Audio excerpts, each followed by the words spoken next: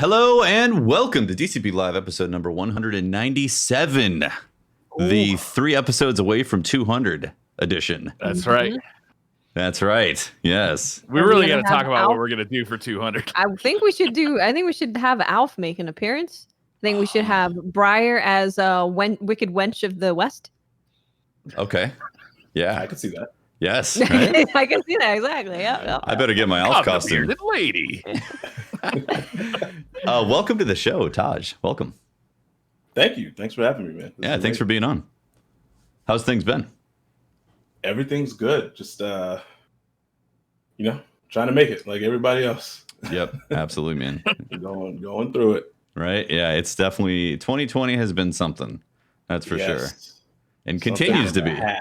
Continues to be. It's not letting up. Yeah, 2020 is like, you think I'm done?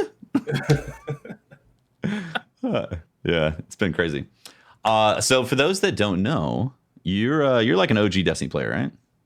Yes, man. I started my whole streaming career on Destiny 1. Vanilla? Remember Destiny?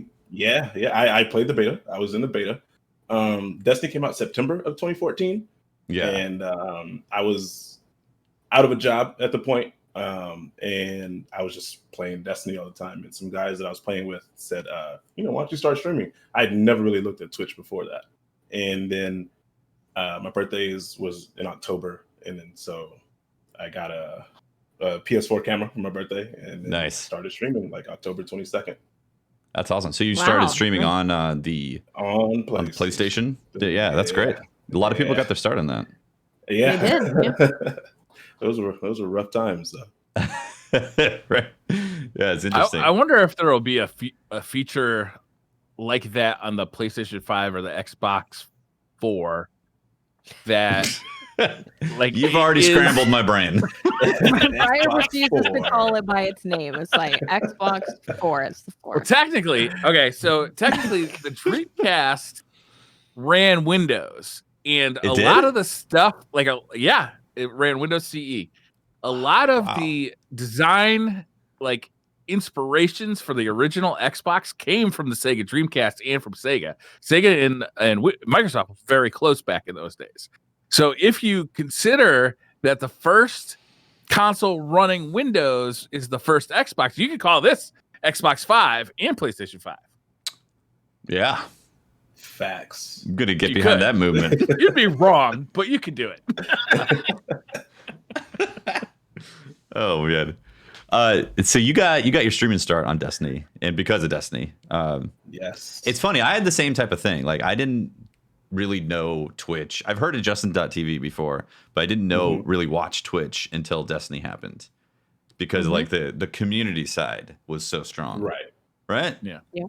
It's fascinating how that just like accelerated communities from raiding on console. Oh yeah. Right. Yeah, with the streaming side.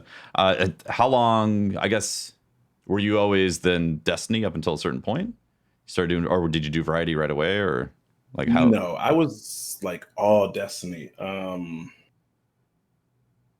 Man, so I got partnered fairly quickly because you know how the live from PlayStation worked, right? Or I don't know, it still works that way.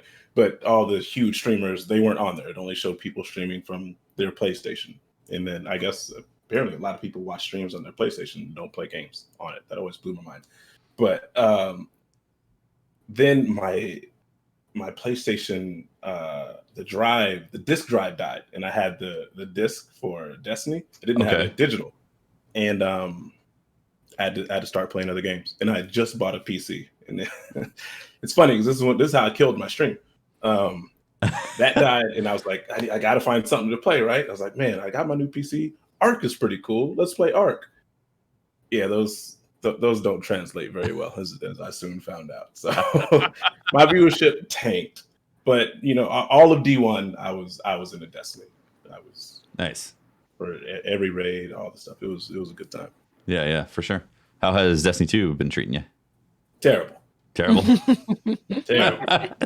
I have a lot of gripes with Destiny 2. From the beginning? Yeah, I guess from the beginning is when you kind of fell out of it. Can we have a Briar's love of the beginning versus Taj's hate of the beginning? Oh, you love the beginning. See, well, I'll just give my perspective real quick, and we can have a back there's an and forth. asterisk there. Okay. But my thing, so like we all know the PvP side where I mainly focus was totally busted. You only get a shotgun maybe once a match and one person on your team, and everyone has these all the other guns that had it was a terrible time. But even PvP, man, they gave us that first of all, the story mode, while a lot better, they told us actual story in that cutscenes, which was great. They gave you so many exotics just playing the story. Mm-hmm. So there was no reason you didn't have much to grind after in a game that's built for grinding. And then you had the raid where the raid gear had nothing on it, if I remember correctly, like nothing. Yeah. It didn't even help you in the raid or outside of it. It was just like all cosmetic. It's like, why do I want this? As opposed to like D1, even Trials. The Trials guns weren't that great when it came out. D1, the Trials guns had burns on them. The only primaries with burns, and there was a reason to do stuff. And Destiny 2, I felt like they tried to cater to too much. Casual side. Right, I guess we could say that. And it just, I didn't feel like there was any reason. Casual is not a dirty word here. Briar's a casual. Okay, good. So I can hardcore casual. Oh, it's even more so than that, right? Where it's like, it seemed with Destiny 2, there was this thing of we want to try and include everyone, and we don't want everyone to feel like they're missing out on like the raid armor or the Trials gun perk or whatever it is. Mm-hmm. So it seemed like they were scared to dial into what Destiny is and what Destiny does really well. And I think we're still suffering from that, right? We've talked about it a lot where Bungie is starting to find their place of what they want Destiny to be, but it has been a long journey of them not really knowing what kind of game they want to make. Right. And a lot of bad stuff happens because of that. Yeah. I can agree. I feel like Shadowkeep was the first time that they started innovating from like a D1 perspective, which is pretty sad because it's like basically 3 years after D2 released, we're finally getting some innovation on what we had in D1. And there's still things that are kind of missing here and there, but like, it's crazy thinking back to that. Like the raid really had nothing on it. the gear, the armor had nothing on it that benefited your gameplay aside from the worst part was it was a really good raid. Like the visuals, the bosses, the way they did the different rooms, like I loved it. We ran it all the time. And I'm like, the underbelly. The underbelly was really cool. The shortcuts just trying to figure that out. Like I knew that thing by heart after a while because I was doing a lot of raid help, and I was like, yeah, we just go here, and it was cool. But then I just remember D1. It's like once you beat the raid, you're helping people. It's like, yo, what'd you get? And you were excited for them. If they got this chess piece that they wanted, they had this role, and they completely took that out of this game. Chasing tier 12, and then like D2 happened, and it was like, there's no tiers. It's just cosmetic. Right. What is going on? Right. You got to shoot a primary at a raid boss? What? So just for me personally, I know it's a lot of, but that just it killed my drive to keep going. Sure. Yeah. You came back though to D2 for a bit, right? I did. Yeah. I came back periodically. Like they came back with the artifacts, and that was the last time I played. And I like the concept because now, it was like, again, I'm a PvP person, and I've always felt there needs to be something that really sets things apart more. Like even D1, we had intellect, discipline, and strength. I would say like those need to be more pronounced because I want to feel like however I decide to build my character is going to be unique. Whereas, now I get 2 seconds off of my grenade cooldown instead of like, that's not a big enough difference for me personally. So then they came up with the artifacts, and now you can do all these different things. And I was like, this is cool. We're taking a step in the right direction. Mm-hmm. So I did like that. And I think they are starting to go in the right direction, as you said. It's just taking a little long. Taking some time, right? Now, is that because you're coming from like an MMO perspective? Are you into MMOs or no? I love all types of games. Okay. I play everything but sports games at this point. But a true gamer. I try to be. I don't know. I just wanted some type of identity. You get attached to your characters, but outside of how they look or whatever, I like to be able to set my character where no one else kind of is in that same exact bubble. Mm-hmm. And I don't think Destiny's ever truly provided that. But again, the artifacts was a step in the right direction, and maybe we'll get there in another 3 years or so. Might take 3 years, right? Yeah. All right. Well, Beyond Light's looking pretty good for some innovation because they're going back to being able to choose your class. The stasis classes, they're going back to being able to choose the bubble points that you want, like in D1. Right. And that was a huge departure from D1 as well. Like you felt like even though 90% of the population used the same type of spec, the fact that you could choose it added to that flavor of feeling like you had control over your class. Exactly. And when they take away that control, things kind of get homogenized. You're like, well, you're never going to see someone just deciding to use some crazy spec or some weird gun. Like right now, the closest to that is seeing someone use a weird gun in PvP and rocking it hard, right? Yeah, you don't see that. It's in almost your like they flattened everything to make everything competitive. Weird. Weird how that doesn't work in Destiny. Yeah, how do you feel about, I guess, Destiny brushing up against competitive and then clearly now taking a 180? Because you say you're coming from a PvP perspective, right? Yeah, definitely. And I love competitive games. I play, fighters. I like competing. I like, being the best. That's why, BRs are super saturated. I love BRs because it's just, straight competitive. Destiny, I always had a problem with the competitive scene, the sweat scene, or whatever it's called now, because the game it was never built for that. And now we're trying to make it competitive, and then we're like, the community is like, well, you can't use this gun or that gun or that, and I'm like, who's deciding this? Like we're playing Destiny, right? All right, but yeah, it's just it was never built to be competitive, and trying to make it that way has caused its own issues. As we've all seen, I'm sure, and I was never a fan. Okay, yeah. So you like what they're going towards, the bombastic side, the carefree side of PvP, right? Yeah, the crazy Destiny PvP. That's what it's about. You go in there, you just have fun. Use some crazy powers, use some stupid overpowered gun, and you enjoy yourself. It's not built. If you want to play competitive, there's a lot of competitive shooters out there. Yep. Not everything needs to be competitive. Yeah. I mean, that's 100% how I feel about it, especially right now. And with them removing going to quote unquote connection-based matchmaking, removing skill-based matchmaking, like it just feels closer towards that now, to where you kind of can do whatever and just, it's like PvP because you can, as opposed to gotta get good.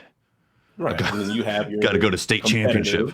Right. And then you have private matches if you want to, be sweaty or whatever. Yeah. I think going back to connection based is a good move for sure. Yeah, for sure. All right, so are you looking forward to Beyond Light and what they're showing? Yeah, I mean, like I was saying, the Hawk Moon was my gun. I had an unhealthy attachment to that gun in D1. It's a good gun for that. It was, and I loved it because it wasn't like, the Thorn and the Last Word were broken. Right? I'll complain about that all day. I have for years. So the Hawk Moon was my, like, you can't talk mess to me for using the Hawk Moon if you're using one of these other things. And they never brought it back. So hearing that it's coming back, I'm excited to try it out again. Will it be the same? I doubt it. Yeah. But what do you envision change-wise? I don't know, because they're not doing any, damage. No luck in the chamber, right? Which is the point of the Hawk Moon. So are they gonna let the Hawk Moon be the only gun with this and let it have its own space, or are you gonna stick to your same model and not have this in the game at all? Then you got to get the Hawk Moon. If they do that, it'll be the only gun in the Crucible. Right, exactly.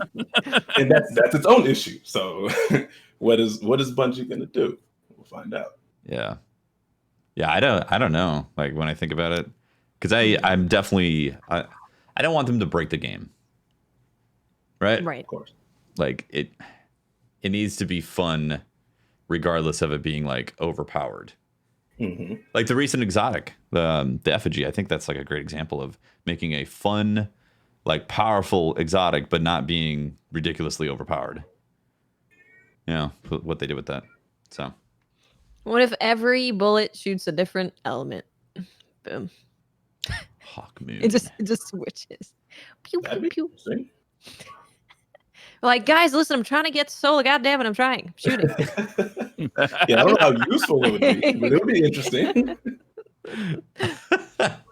The only stasis hand cannon. Oh, interesting.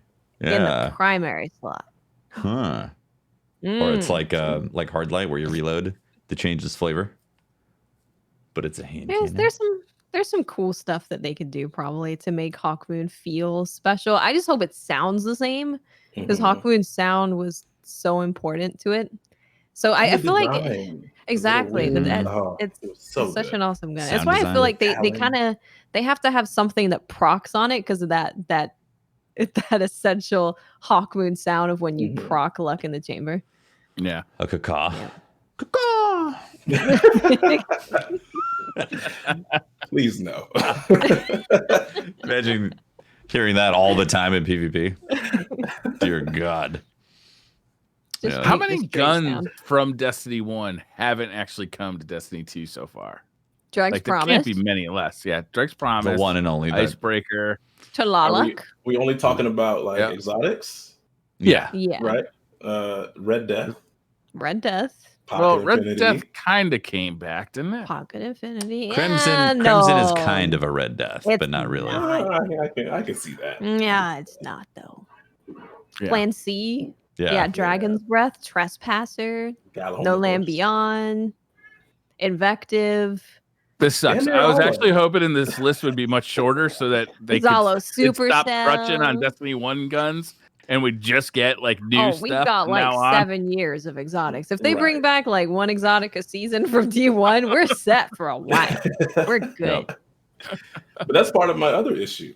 Like, it's because, again, I love the Hawkmoon, but all of these weapons are tied into the lore of the whole universe. And then all of a sudden we don't have access. Like, does that lore just not exist anymore? Yeah. Or, how do we? So I feel like they should have just brought them all back and built upon it. But I'm not a developer. I don't know the issues that would have caused with that. So I don't harp on it. But I do wish that they would all still be there, especially for lore's sake. Yeah, it's fascinating. I mean, they have now officially doubled down on the fact that this is Destiny. So once they do get in there, it's technically in there for the rest of the franchise's life. Right. Yeah. Which I'm mixed on it. I find it annoying when I see returning stuff like that, but also I get excited because of the times that I remember with the gun. Like Hawkmoon is exactly that. I'm excited to see Hawkmoon, but I'm also like, it is a D1 exotic. Yeah, exactly. Well, because like you said as well, the lore, right? It's a part of the Destiny universe. So I think that's why I'm also not ever too sad to see something returning, whereas in other games I'm like, oh, this again, really? But because this has a whole story about it and they can use that weapon as a way of maybe even telling the story of some of that lore, which we have seen in certain missions for it, I kind of like. I would like to see more missions to bring it back, like the Bad Juju mission. That's the one. That was amazing. And that's going away, isn't it? Because it's in part of the menagerie. The Triumph Hall, yeah. Oh yeah, it's so sad that that's going away. That was such a cool mission. It can't go. I find that like the cool ones, like Bad Juju, they work for me. But like when I have to just like grind, like if I find myself having to get like 100 like yellow health bar kills with a weapon so that I can earn progress toward a Destiny 1 weapon, like my motivation goes way down for that, and I end up just like, okay, I'm just not going to get this because like I had it for 3 years. I'm not that motivated to get it now. And then like, oh, okay, so now there's an exotic out there that I'm not motivated enough to get. So like this completionist aspect of me like doesn't get satisfied. And then all of a sudden, like it's easier for me to say, well, I didn't get that. Maybe I won't get this next gun that is new. Like I don't know, like these. Since Destiny 2 came out and they started announcing the Destiny 1 guns, it's always been like a thorn in my side. Like I wish they would all come back, or they would just, I don't know, or just never touch them again and give us completely new stuff, or make it longer. I guess now, like at least with Hawkmoon, it's been like almost 3 years, or it's going to have been 3 years since we've used Hawkmoon. So like there is some actual nostalgia there. But Hawkmoon in particular is a gun that I've already earned twice, in Destiny 1. Right. Yeah. I can see that argument, yeah. And yeah. I feel like that's where a lot of the community always stands. It's like, half of us are like, yo, I love this gun, or it was cool, I'm glad to bring it back. And other people are like, another D1? Like, are they not using any new resources? Are they just waiting to feed us the same stuff? And I mean, both sides are valid, I suppose. I guess that's just the whole Bungie dug themselves in by not by doing it this way. So it's a uniquely Destiny thing, right? Like I can't think of another game where I see these issues. Yeah. Well, Destiny, it's leaned on nostalgia so hard so quickly.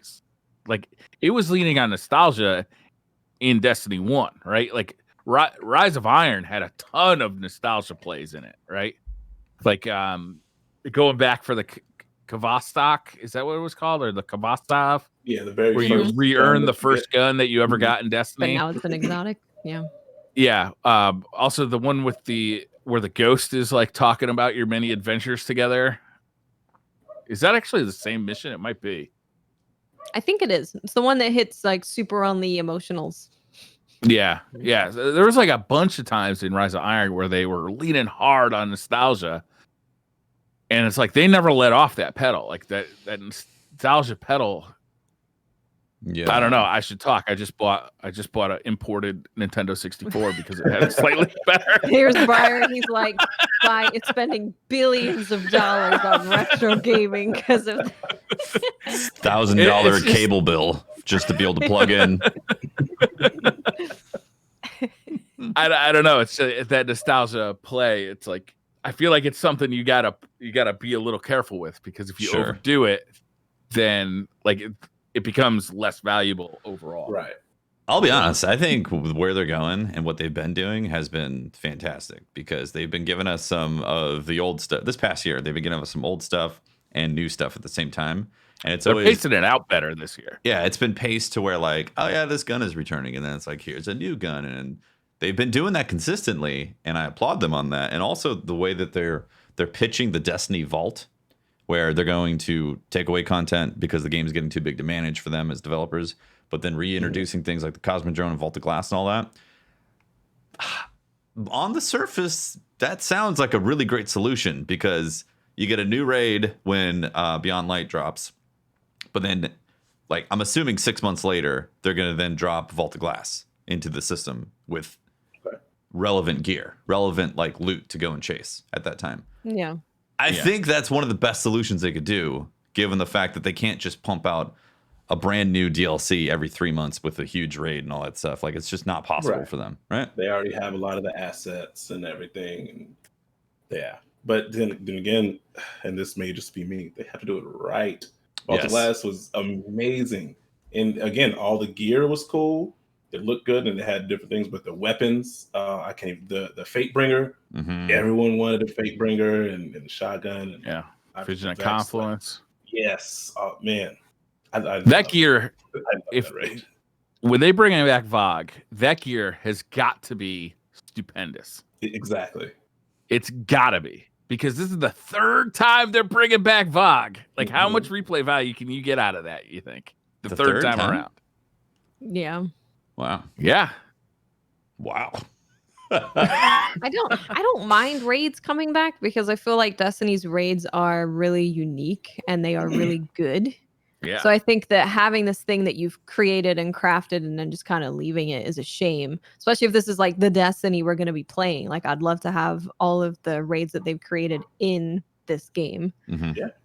But yeah, like I said, they do have to get the loot correct. Like, you can't bring back VOG and not have a Fatebringer, and Fatebringer has to be good.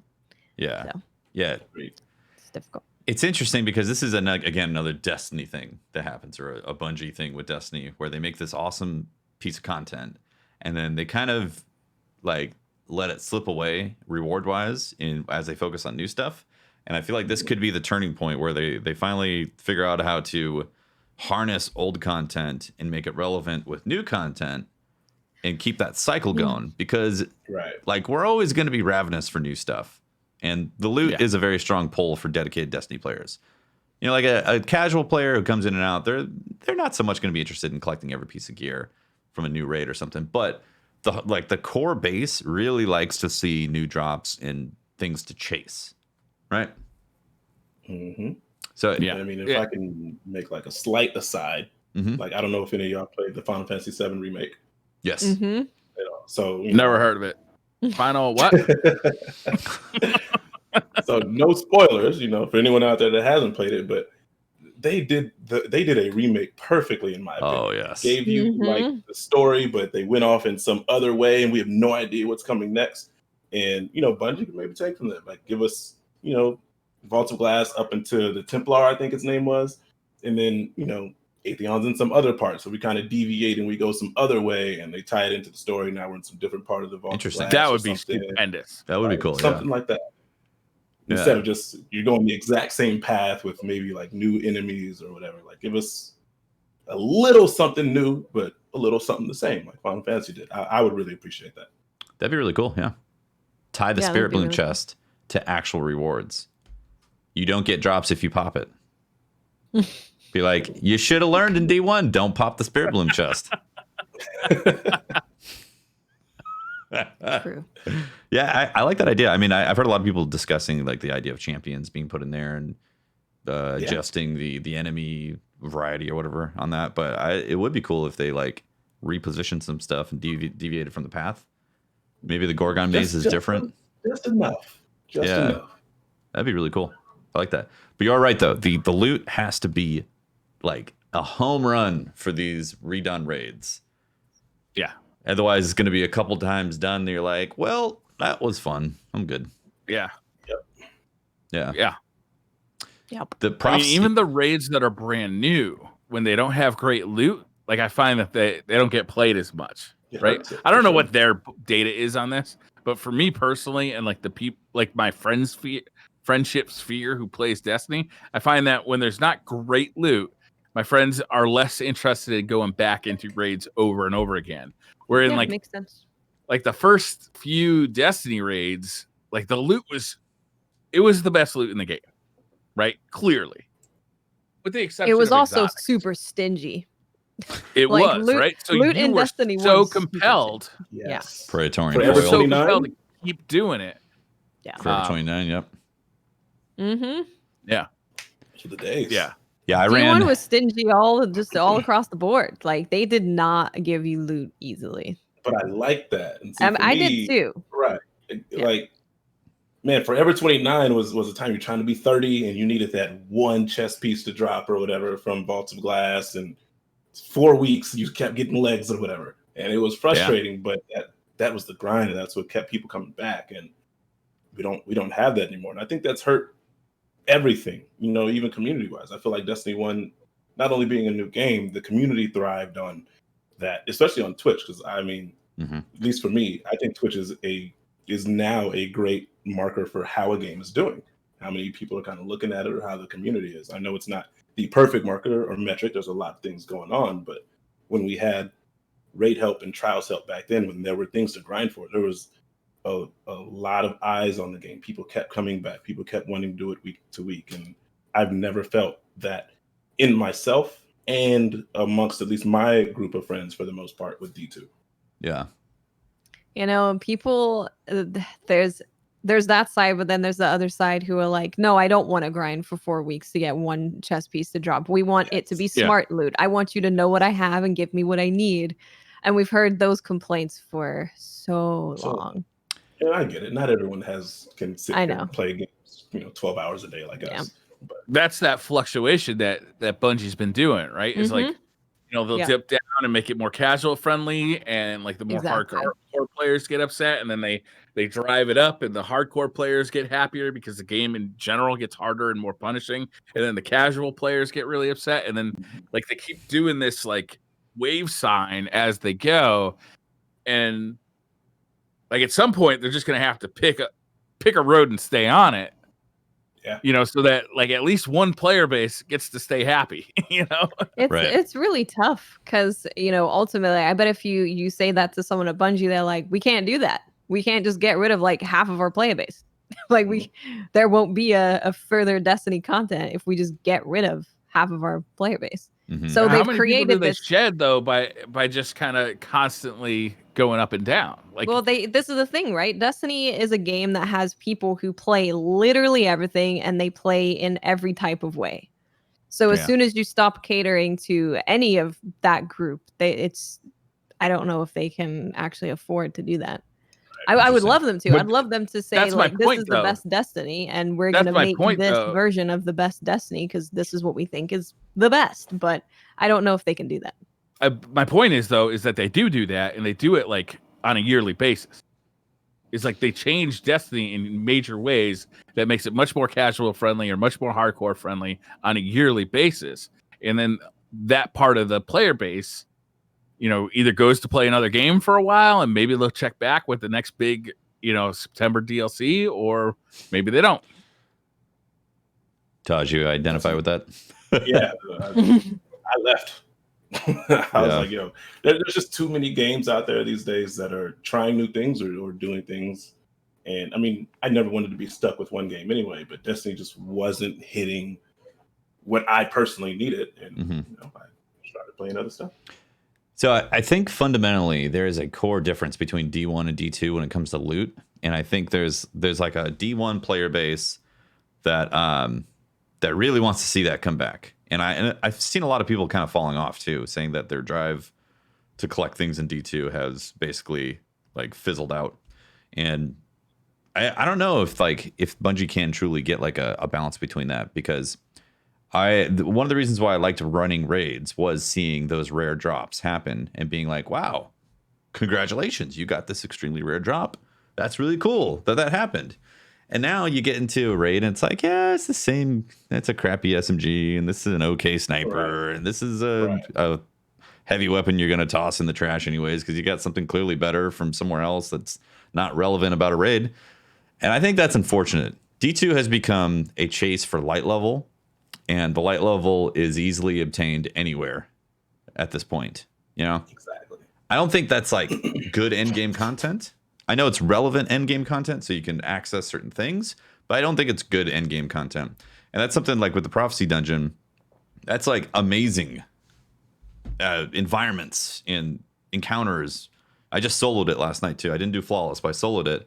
And it's really fun and amazing that they did that. But the loot is not representative of like that end game feel to me that D1 had. Yeah. Like it's not some rare chance to get like this incredible sniper that's legendary that you can't get anywhere else from there. We did every raid on Monday. Yeah, I loved every single one of them. I did too. I had a blast doing it, by the way. Yeah. Did anybody get any loot? I mean, Alone as a God is a really good sniper that is going to remain relevant. Same with Supremacy. Can't you just print that out though? I guess you can. But then it doesn't take the mods, right? Because it's not a year 2 version. So it doesn't take the same mods. Yeah, because I noticed some of my my raid loot in the vault had gotten upgraded to current stuff that I already had because I had kept it. Really? Mm-hmm. Yeah. Because I looked in there, I was like, I was like, oh, look at all this stuff. This is the reason my vault's always at like 500, because it's full of a bunch of crap that I'm afraid of getting rid of, But you're never going to use at the same time. Definitely not. Definitely not going to use. But I got taken mods, which I had never had before because they just wouldn't drop for me. So now I can use those. Nice.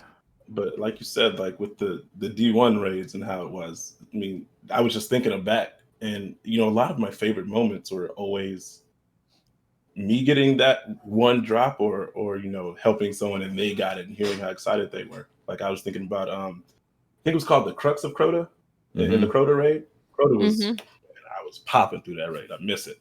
And I honestly I got the Crux early, but I never got the husk of the pit to drop. So I never got the Necrochasm. But I got that the day before House of Wolves came out. Oh, the night before. Yeah, I just never got it, man. But like again, you're running these people through the raids, and they're screaming or they're so happy because they finally got it, right? And then years later, they'll come back, or even if they're still around your stream, they're like, "Yo, I remember getting the Crux with you. You ran me that raid so many years ago," and those bonding moments were great, and they last a long time. And that's just another thing I feel D2 is. The raids themselves, though, I think are phenomenal. Like going through them all again on Monday was like it refreshed my memory on how good these raids are. Because we spent 8.5 hours going from from first to last, sequentially right through them with the same raid group. Unfortunately, we had to play what I think would be an unoptimal class, but whatever. It was for charity. I stubbornly only played as Devour Lock with Blink on exclusively. Yeah. Even through jumping puzzles, and I did it. I'm going to say, I think we might have to get back together and do the beginning part of Crown of Sorrows because, Oh, he I'll really continue. doesn't like warlocks. Now we're side quest. Taj is like warlocks, and Taj is like, bye. I ain't doing I've had this. enough. Absolutely not. For those watching the video, we just have the side quest screen up for now until Taj comes back. Don't worry, it's okay. But I was going to say, people were upset that we didn't do the jumping puzzle in Crown of Sorrows on warlocks. The jumping part of that raid. So Yeah, I think we might have to go back. This is like God's honest, Scout's honesty, whatever, on a swear on a Bible or whatever you want. I had not touched a raid with my warlock for, there we go. Nice. I hadn't touched a raid on my warlock for a year. And that checkpoint was on there for some reason. Okay. Welcome back, no Taj. idea what happened. It just internet blip. Like no. Normally my internet will like cut out because Spectrum is a terrible company. If you have Spectrum, I'm sorry, but it wasn't even that. I have no idea what just happened. I apologize. If you want to talk about internet companies, oh my God. Welcome to SideQuest. Today we're talking about internet companies. We had I'll keep it really quick, but we got Comcast unlimited internet for Tomo because he's obviously working at home and downloading, uploading giant builds of a giant video game. So probably need unlimited. Signed up for it. They took the money, we got the receipt, everything was good, and then all of a sudden they were like, "Yeah, no, you don't have that." And we're like, "Wait, what do you mean I don't have it?" It's like, "No, you don't have it. It's not on your account." We're like, "But I signed a contract. I have the receipt. What are you talking about?" I've been giving you money. Yeah, exactly. Yeah. And they're like, "No, we have to send you a modem for you to have the unlimited." It's like, "But you guys never said that, nor did you send a modem. So what are you talking about?" So that was fun. They're like, "But we're happy to take your money. In fact, we'll take it again if you want to give it." So it's Comcast after all. No. I was outside taking out the trash today, and I saw a lineman in the neighborhood. And they were stringing up new lines on the poles in my neighborhood. So I walked over to him. I said, "Please tell me you're laying fiber for internet." And they said, "We are." And I said, "What company are you work for?"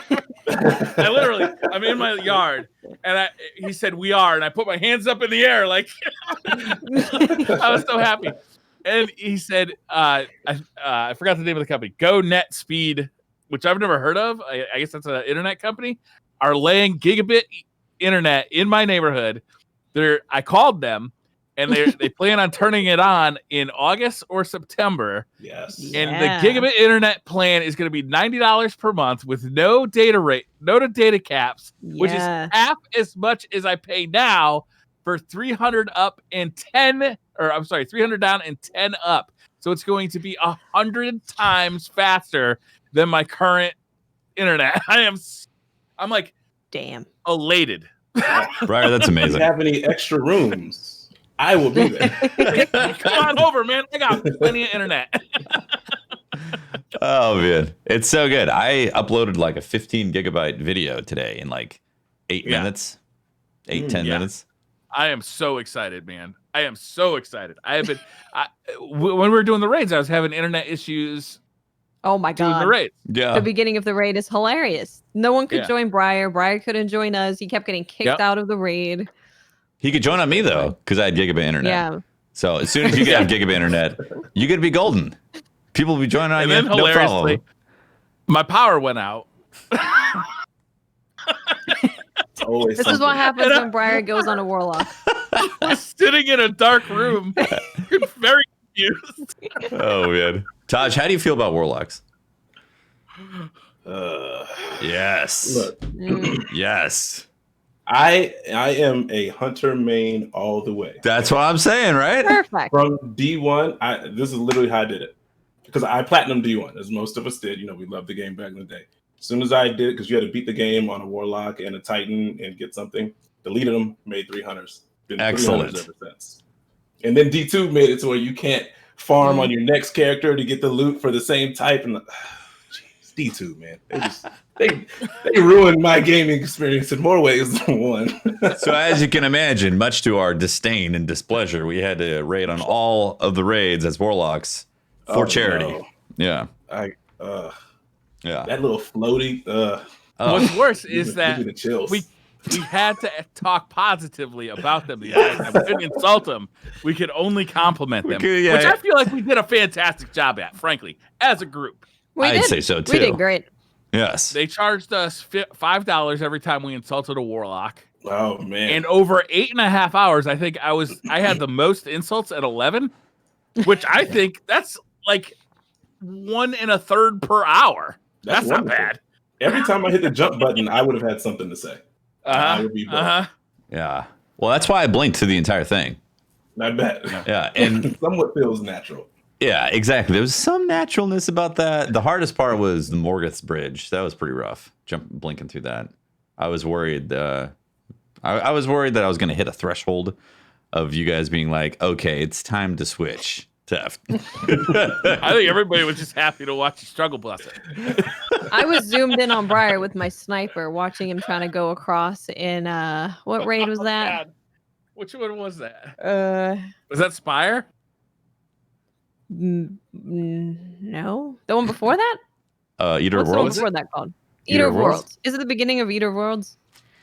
I think it might have been that. I don't know. Oh yeah, it was on the platforms that go down. Yeah. Mm-hmm. Yeah. Yo, I only fell off once in that raid fight or the boss fight as a blinking in Eater of Worlds. And imagine how many little things, and then grabbing the shells and cooking them, and very small. Yeah. Yeah.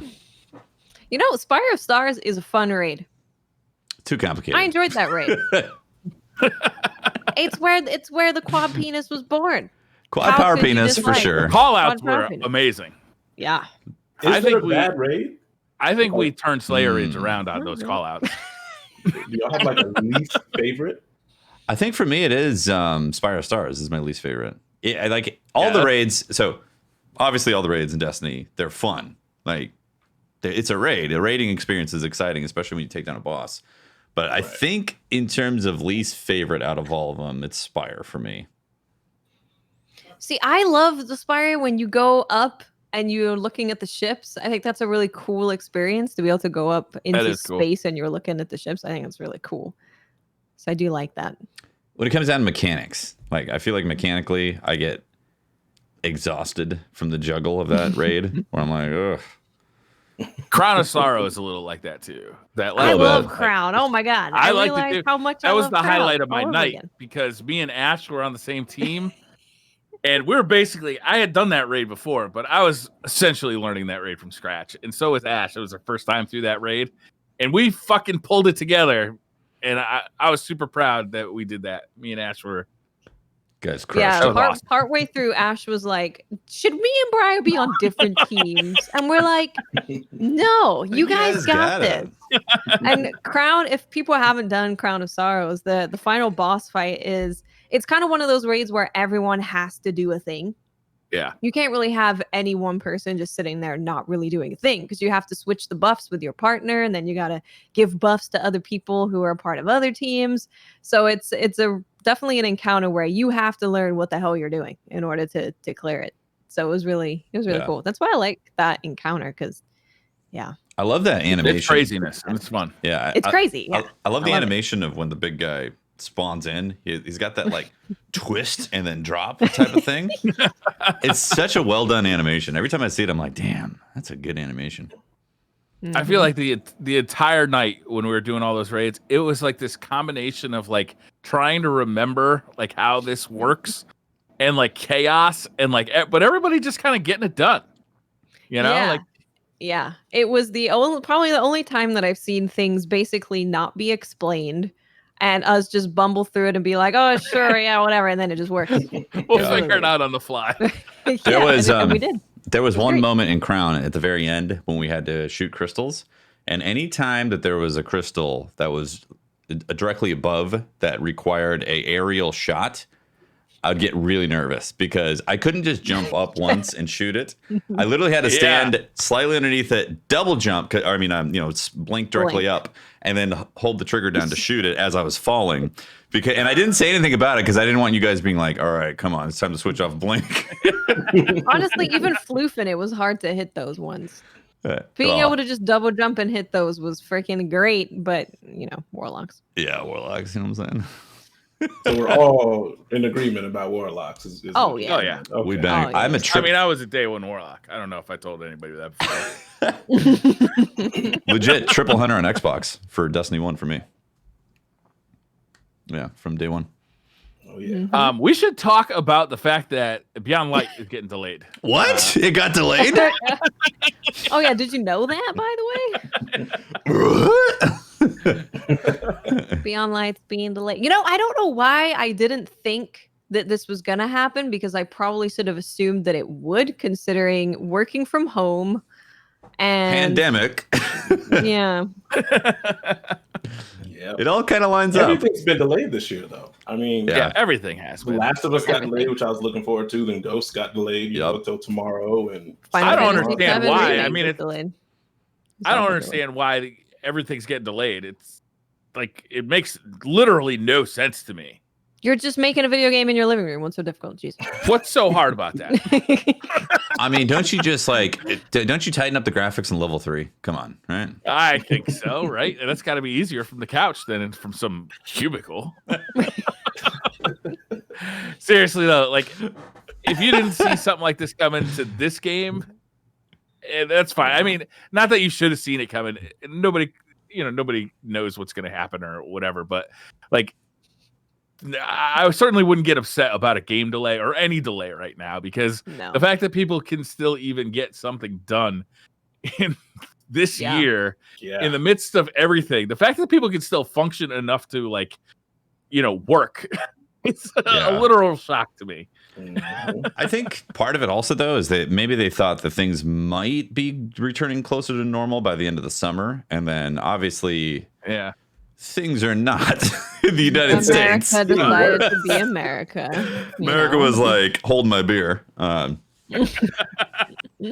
Yeah, so things are not looking to be returning to normal, like, at all. And I think that never, maybe. I think they factor that in, because like before it was, the quarantining and social distancing was working. And now we're in a state that's like even worse than what it was in April. So that I'm pretty sure they're factoring that in as well, that things have gone even more sideways with it. And so they need more time. Out pretty hard against crunch too, right? It's like they don't want to do it. Yeah. Which I think is great. Like, I don't want people at Bungie, like, getting hurt because, I want my video game in September. Right. Like, I frankly, I'd rather have a happy Bungie, a healthy Bungie, who's going to go on and make awesome things even after Beyond Light. Yep. Even if that means I got to wait a little longer for it. I'd rather have a great video game delivered later than a half-finished game delivered sooner. And that should be the disposition that everyone has, because these people are they're people and they're working on something you enjoy, but if something happens to them, they can't work on it. Exactly. Right. Yeah. Seems like a no-brainer, but Twitter be like that sometimes. I'm really looking forward to Beyond Light too. I am concerned, and this isn't like me criticizing Bungie. I am concerned about my own mental health, trying to get raid ready with Cyberpunk coming out. So Beyond Light comes out on the 10th and Cyberpunk is the 19th, right? So you have a full reset. You have a full reset. Either way you look at it, this is bad. I think I better do my Christmas shopping in October this year. Is all I'm saying. There is so much getting condensed into November, and new console releases. Oh yeah, I forgot about that. I'm hoping to play Destiny on the new console. Yeah, I mean, frankly, there's a game called Godfall that's supposedly coming out this holiday. Godfall. I said Valhalla. It was Valhalla, I think Valhalla. I've kind of accepted that I'm probably not going to be able to play Valhalla until later. And it's sad I'm kind of not so wanting good. to spend money at Ubisoft really right now really anyway. And Like with all the stuff of that's Ubisoft, going on over there. they're also dropping. I don't know why they dropped two of their big IPs, but what's the one where you hack everything? Yeah, Watch Dogs. Watch Dogs. Watch Dogs. They're dropping like at the same time as Valhalla. Like, why would you put two of your? It's either big Watch Dogs or games? their personal email servers, trying to wipe them clean of the sexual harassment allegations. Oh no. Oh man.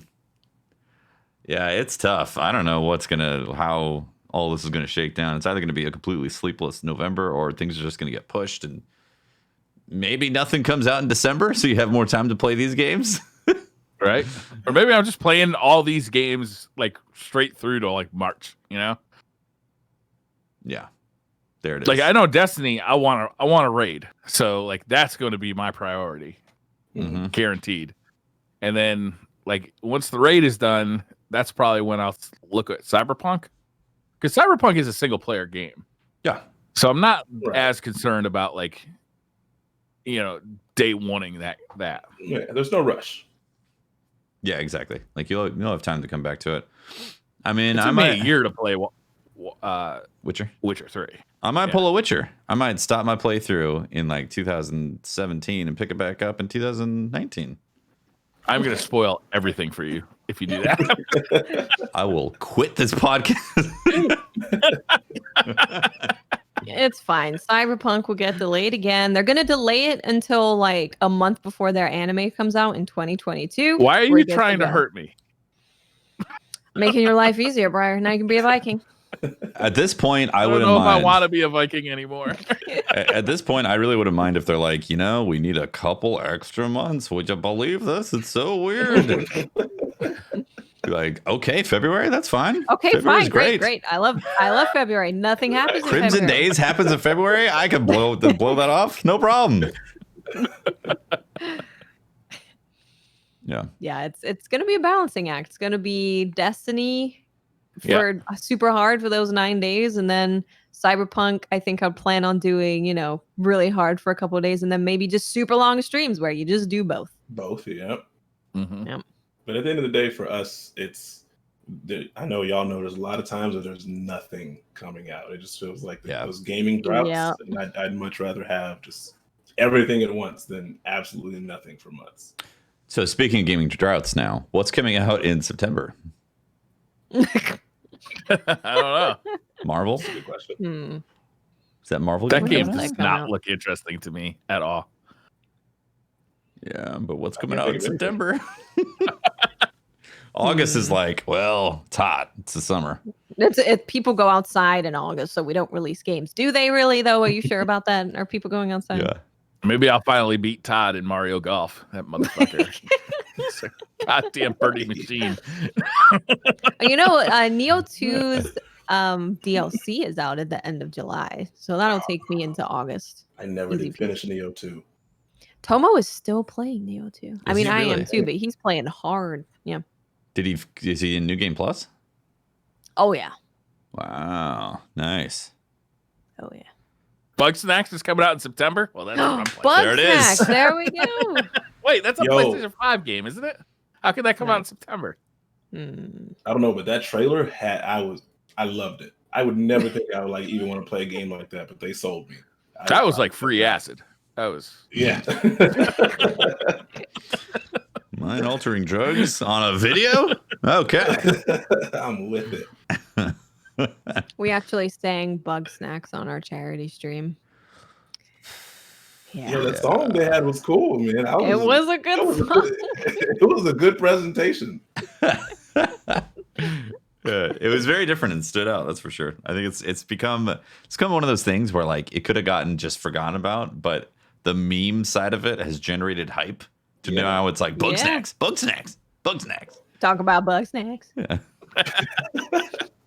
That's what it is these days. You got to, if you want to be relevant, you got to play in the meme culture in some way, or make it. That's how it permeates. It's true. Through everything, and it's crazy. you guys want to do some Twitter questions? Before we jump into that, was there anything else in the TWAB? Because the TWAB was basically they're delaying Beyond Light. Was there anything else in there? Yeah. They just said we're gonna have a couple extra Iron Banners. We're gonna have Festival of the Lost is gonna be in Season of Arrivals, where it was gonna be in Beyond Light. So I'm sure they're having to change that a little bit. Yeah, I'm sure there's gonna be some wondering. Beyond Light stuff that was involved, right? So they're gonna have to change it. They did talk about the GM Nightfall. Briar, I don't know if you have it up in front of you. I can find that real quick. That's great that Festival of the Lost is happening, because I do look forward to that. I think it's fun. I think about like resurrecting. I get creepy armor. I love creepy. Yeah, I think about resurrecting my pumpkin titan, the big pumpkin. You know. With as far as the ordeal goes, this season will follow the same flow as last season, completing all available Nightfalls on Grandmaster difficulty to earn the Conqueror title. But they made some adjustments to activity rewards to make things feel a bit more fruitful. They're increasing Masterwork material drops for Grandmaster Nightfall difficulty. Okay. Grandmaster completion at Platinum, Gold, and Silver levels now have a higher chance of dropping an exotic armor item. Grandmaster completion at Platinum level now guarantees 1 Ascendant Shard and 4 Enhancement Prisms. Grandmaster completion at Gold level now guarantees 2 Enhancement Prisms with a moderate chance at 2 additional. And Grandmaster completion at Silver level now has a small chance at 2 Enhancement Prisms. More golf balls. Yeah. And guaranteed golf balls. I'm going to need that. I actually lost a stack of 50 prisms doing the dungeon. Bummer. How'd that happen? It stays in my postmaster, and then the postmaster's like, well, you have these blue items, and clearly these blue items are more important than a stack of 50 prisms. So we're going to keep these blue items in here, not auto dismantle them, because, we're just looking out. Your postmaster after 8 raids? It was completely maxed out. Oh my God. I lost he was knocking on my front door. You got to get this stuff out of here. I couldn't even. It was too much, and it's all warlock armor. That's the worst. I had a bunch of the drifter engrams. What are those called? Umbral engrams. Yeah. But I couldn't turn them in because I hadn't done any of that quest yet. So I couldn't. That is great. Next charity incentive, it's going to be all incentives of Briar plays Destiny. Just various different things. Briar does this. Briar does that.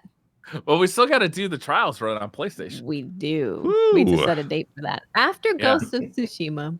Is there any anti-nausea medicine I can take? I'm going to set my camera up in my living room for this so I can play on a big screen TV, I think. Nice. It's a good Sounds idea. Great. Briar on the couch. Yeah, let's do some Twitter questions. questions incoming. Okay, let's do it. They're for me. They're about new Destiny stuff. Telling you guys now. Well, you're going to be happy. Lord Beerus says, this one's for Taj. Do you think Dragon Ball Z is better than Dragon Ball Super? Love the show. Oh, man. Yes. And, Dragon Ball Z, there's a lot of nostalgia, obviously. It's not a very good show, like when you look at like how shows should be structured and blah blah blah, but I remember missing the bus and running home to catch the new episode with my brothers and stuff. And I'm old, man. Like I was telling the story the other day, but if you were younger and like you were watching a lot of anime on Toonami or whatever, or you just happen to have like, well, let's stick to Toonami. If you're watching Dragon Ball Z, there's a point where like Goku, he was on his way to Namek. Spoiler alert for those that haven't seen it. And all the rest of them are on Namek and they're getting beat up, and then Goku lands, and then like they start the whole thing from the beginning because the rest of it hasn't been like translated or localized, and that was just like the worst thing as a kid. Like I want to know what it is. Oh man, are you waiting forever? But Super has its own issues. I like it just because I'll always be a fan of Dragon Ball Z. In just the universe, but Z, in my opinion, is better than Super. Is like Super? I'm completely unfamiliar with I know what it is, but I've never watched any episodes. Is Super like a retelling of Z, or is it a brand new story? It's new. It's just a continuation. If Dragon Ball, like when Goku was little, and Dragon Ball Z is the main thing that people know, and now Toriyama, the creator, came back and he's continuing it on, and it's just it's not as good. There's some good moments, but overall, it's not as good in my opinion. There you go. Time for the Revolution 2020 edition says, how do you feel being among the few minority Destiny content creators in the community, and what can you say to those that's having trouble? Oh, that's a heavy one. Don't worry, they'll get real stupid later. If you mean Destiny community, man, or just Twitch, I don't know. I think but Twitch overall, community. I think both. Yeah, you know. Yeah.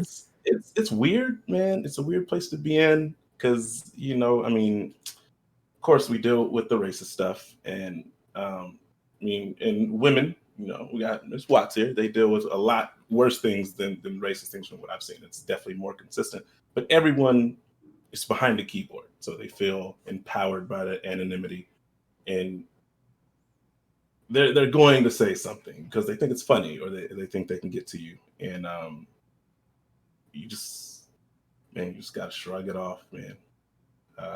It is tough. It definitely can get you down. But I don't even know. There's so many angles that I have like thinking in my mind with it. Man, I don't even know what to say. It's weird sometimes, but it's cool. I love seeing everyone come up, but especially minorities and people that look like me making it.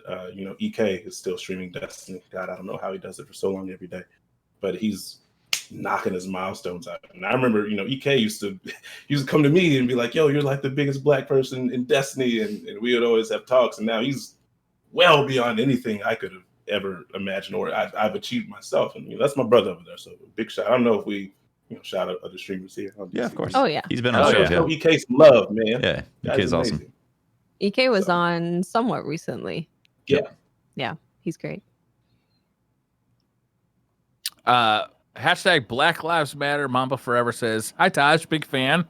Who is your favorite hip hop artist, and why is it Maine and not Lupe Fiasco?" That's Maine who said that. And he's an actual rapper. He's a good friend of mine. We've been friends forever, but he knows that I'm a huge Lupe fan. Nice. Same. Anyone? Yeah.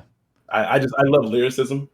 So a lot of old school, older hip hop, and just people who really work on their craft as far as telling something in a clever way. I can't get down with a lot of this newer stuff. Maybe that's showing my age. I feel like every old person, once you get there and you're like, I don't like this new stuff. You're like, oh, I'm old. I've hit it. And that's where I'm at. Lupe put out a new song recently, which was a surprise. Which one? I can't remember the name of it. Was it the one, the Stan one, or something else? Because if it wasn't the one we did over the Eminem beat, then I've missed it and I need to go look for it. You might have missed it. I don't know. I'll take a look. I'll send it to you. But I remember someone tweeting it at me, and I was like, oh. I'm a Lupe stan through and through. Yep. Gamehenge says, with Beyond Light dropping, okay, we had a ton of questions just centered completely around the delay. And I grabbed a bunch of them.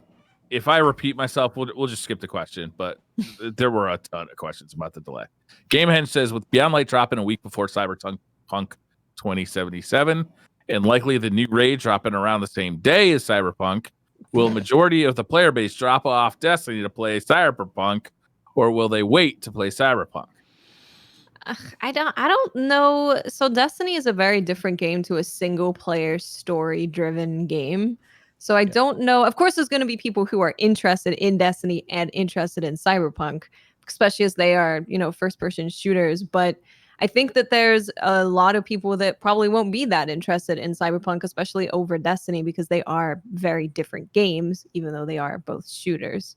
So no, I don't think like the majority of the player base is going to drop off for Cyberpunk. Destiny has weathered many storms. Yes. Yeah. Like, I don't see it just dying because one game came out, even if it is the most hyped game that I can remember in recent history.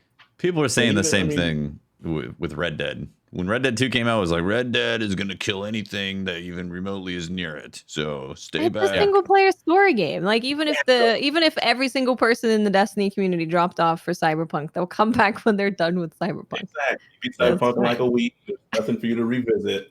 You're back on Destiny. Destiny will be fine. Yeah. Philly Utopia says, I'm sure it's been discussed a lot already, but as Destiny players, we should want the best possible product. A 2-month delay is not the end of the world. And how about enjoying other games before the grind begins again? Why do you guys think players overreact to news like this? Because they're stupid. Well, that's no. When you're over disappointed, that's being very blunt. What?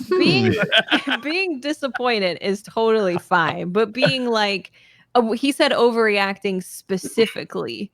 When you're overreacting and being like, my grandma is not taking me to class because she's dedicating all of this time to letting me play my video games, and it's like, please, just calm down, okay? It's gonna be okay. I think it's the overreaction. I think the word that encompasses 2020 for the most part when it comes to all the racial issues and then all the sexual harassment stuff and even now this is entitlement. You know, people just feel entitled to whatever it is they think they deserve. And if they don't get it, they're going to let you know about it. Boy, that is so true. Yeah, that's well said, man. Egocentric entitlement is just a raging flame in 2020. Like, what do you want them to do? What if it's a bug that's causing a delay and they came up and they can't fix it? It's taking way longer, and they're like, oh crap, this is a game breaking bug. Do you want them to just release the game and have the game be broken or missing something that is really integral to the game's release? Is that the other option, or is the other option for people to just work for 15, 16 hours a day trying to finish the game during a pandemic? During a pandemic. Kool-Aid Poppy says, that's an awesome name, by the way. With the current update to old weapons, do you think they are removing damaging perks from the pool? No rampage, kill clip, etc. That's definitely not a question for me. No idea. Say it one more time. I haven't seen them mention that stuff. I'm still a little bummed that they're nerfing the reload perks because they're really the perks that I go to. I forgot about that.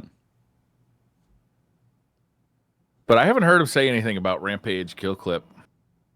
I mean, they've made adjustments to those in the past for sure.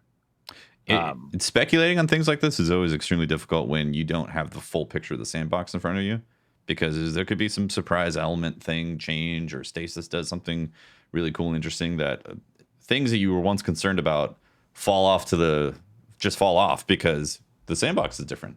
It's more interesting. Yeah. Hopefully that's the case, and we don't just get more of the same but less interesting. Right.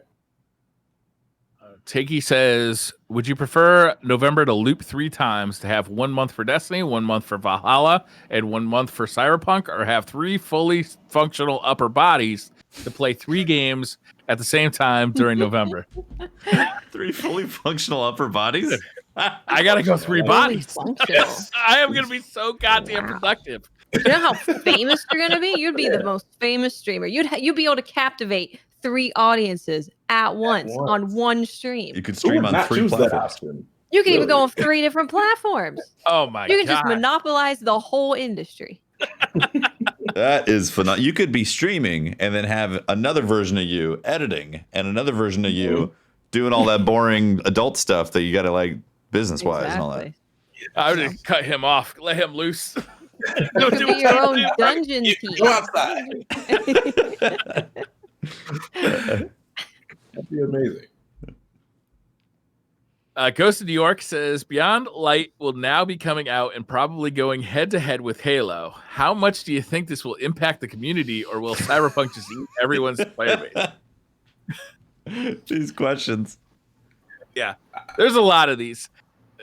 It is an interesting thing to think about Destiny going head-to-head with Halo, though.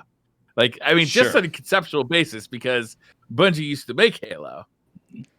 Right. I don't know. It's a fun thing to think about. I think the same answer as last time is probably.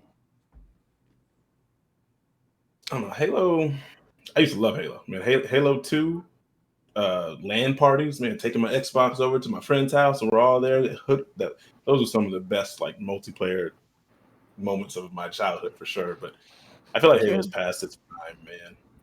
They're trying to bring back all this stuff and they're trying to do something new, and I'm with it. I'm gonna see what it's like, but I don't see just they're such different games, you know, and Destiny players have a huge attachment to Destiny, and we've spent years doing everything in Destiny. Halo, I don't think Halo's going to kill anything, personally. Yeah, they're different games, just straight up. They're different games at this point. Like a Halo title for me is like, okay, we're gonna get this campaign, dig in more into the Halo universe, which I think is very fascinating. Master Chief and the Covenant and Cortana, all that. It's like, yeah, I want to know what happens, but I'm not like trying to spend money on getting a ghost from Eververse in Halo. You know what I mean? Like, right. It's not that type of game or level. And the multiplayer, well, while it has been awesome in the past, it's not something that I'm looking for right now. And I think the landscape in gaming is very different with all these BRs. You know, like, are they dropping a Halo Infinite Halo BR? very much feels like something from the past at this point. Imagine. Yeah. Warzone. I'm excited to see what they're going to do with the next Halo, but like it's not anywhere near the zeitgeist that it was in like the early 2000s. Mm-hmm. Yeah. No. Yeah. I think they need to end it. Let it end on a high note, or whatever note it left on. I don't even know. Mediocre note. Just let it end. Time Splitter 01 says, with the delay of Beyond Light, how is the TCP crew members going to cope with the overwhelming amount of games in November, along with the possibility of next-gen console games? 3 upper bodies. There you go. 3 upper bodies. We figured it out. Easy. Mick says, do we think the delay will make all seasons in the next year shorter? Or will it push back the release of those seasons and therefore future expansions to late October, early November window?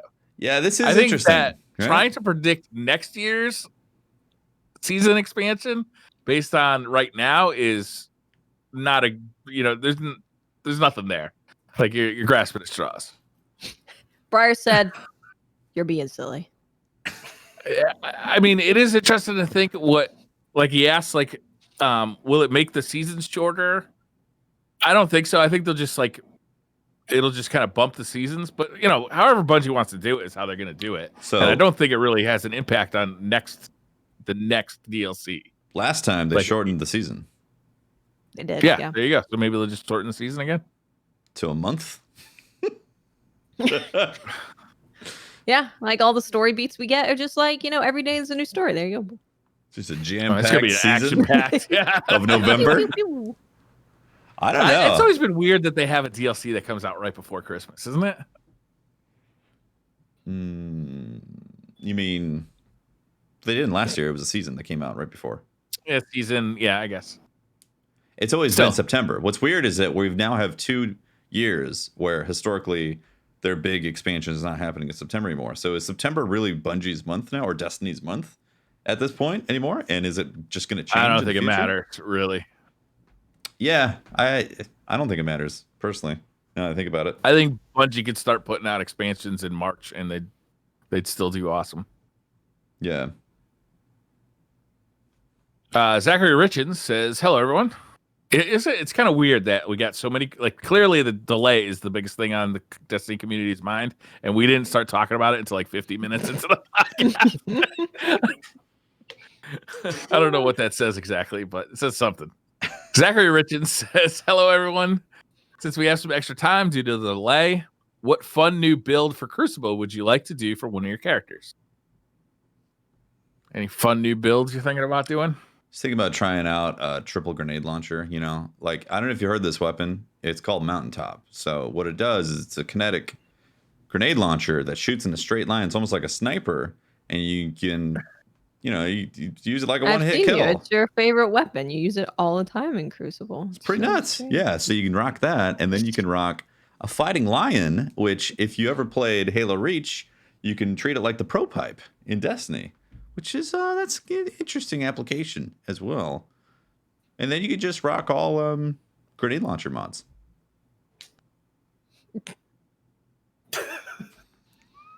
And you could rock Charge with Light, so that when you're charged with light, you can one-hit the higher resilience guardians with your Mountaintop. Yeah. Is that so? Boom. Boom. Heaven forbid anybody try this in the Crucible.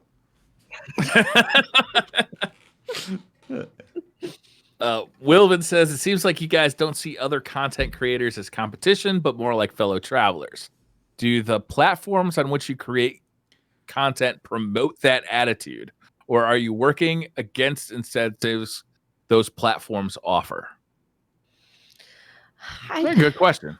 Well, that is an interesting question. I don't think Twitch or any streaming platform necessarily promotes you to like see someone as just like, oh, we're all buds doing the same thing, right? Because I think everyone kind of wants to be up a spot in the directory, because the further down you are, the less people that are going to see you.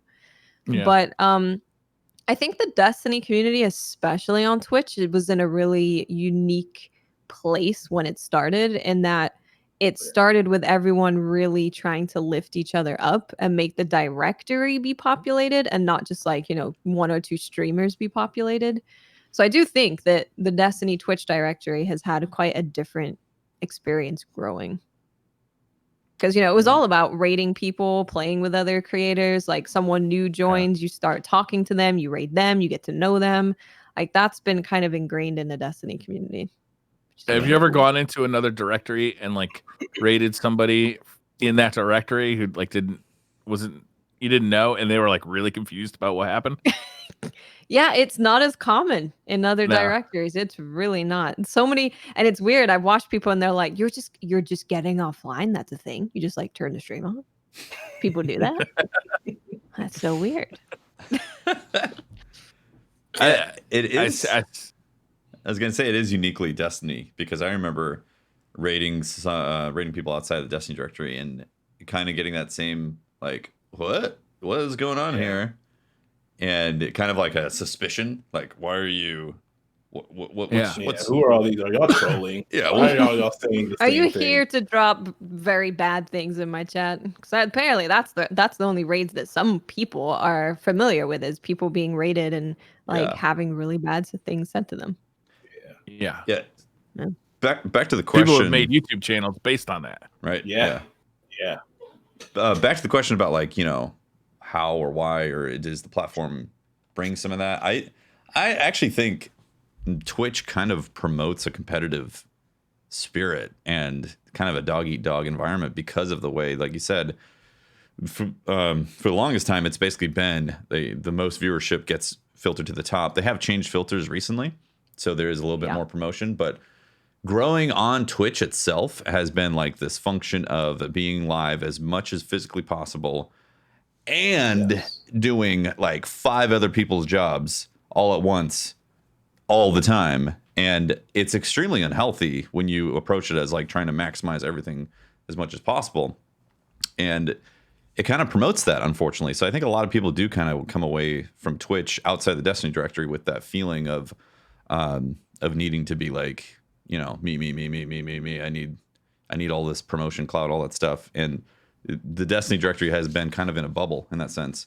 But I will say that as the content creation like sphere grows and matures over time, a lot of people are realizing now that like real relationships that you build will always be the strongest connecting fiber that you have throughout your career, right? Like it's not about how much pull, but the genuineness of your audience and the type of people that you bring in, because you can have someone who has a huge following, but they're full of assholes.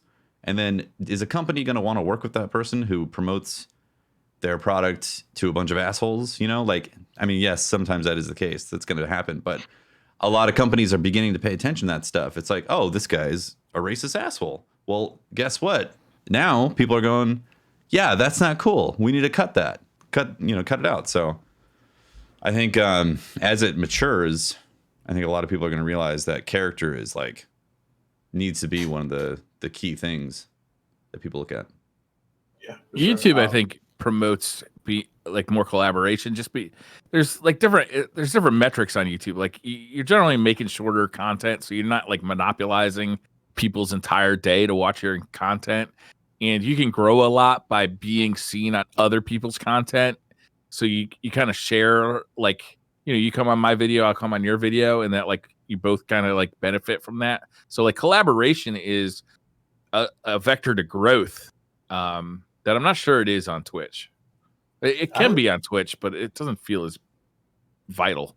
I don't think I agree with you. It's definitely not as vital, but from my experience and most things I've seen on Twitch, people who are collaborating with a core group of people, I guess, kind of like you guys do, I always feel like those groups are always better off, or always have more viewers or subs, or just honestly a better community in general than people who kind of go it alone. I typically see people who go it alone are struggling more, or they're fluctuating. They'll have some high points, but then it'll go right back down. You can look at, again, here with this podcast with you guys, or like, everyone knows Goth and Broman and stuff. Yeah. They've always been kind of gaming together, and Lupo got on with Ninja, and now Lupo's up there playing with Ninja and Tim the Tatman all the time. They're always playing together, and that's those, like you said, relationships is definitely the strongest thing in getting in with people where you fit in and making great content together. You can pull from a lot of places that you couldn't before, and if you keep those relationships, everyone grows in that circle, and I think that's definitely the best way to do it. Yeah. It's really awesome to be able to talk to people who are doing the same stuff you're doing too. And like, sometimes it's venting, sometimes it's like, just like bouncing ideas off of each other. Sometimes it's just like having somebody else, who's going through the same struggles you're going through. Like, can just be like, it's just nice to have friends. Like I've felt incredibly lucky to know you guys, like kind of on this journey, because like I've definitely made friends who were not like good friends like along this journey, and like I feel incredibly lucky that the DCP crew kind of by happenstance just ended up being like a really cool group of people who are like good people. Like that we were not selected because we were good people, right? Like that kind of just worked out that way. Yeah, that's true. Yeah, and definitely. Even to that, like you said, having people to talk to, and I'm sure y'all can relate. Like two of my best friends from high school that I still talk to. One runs a tax business, and the other is a truck driver. I can't talk to them about anything that's really going on here. They wouldn't understand or really care about any of it. Especially the tax guy. Especially, but he does my taxes really well every year. So does he? Give me his goddamn name. But having, like you said, having people that you can connect with and that see your struggle as a legitimate struggle, or they're going through it, is priceless in this industry for sure. Yeah, definitely. One more point though, on top of that question about like the is it dog eat dog or whatever type of thing.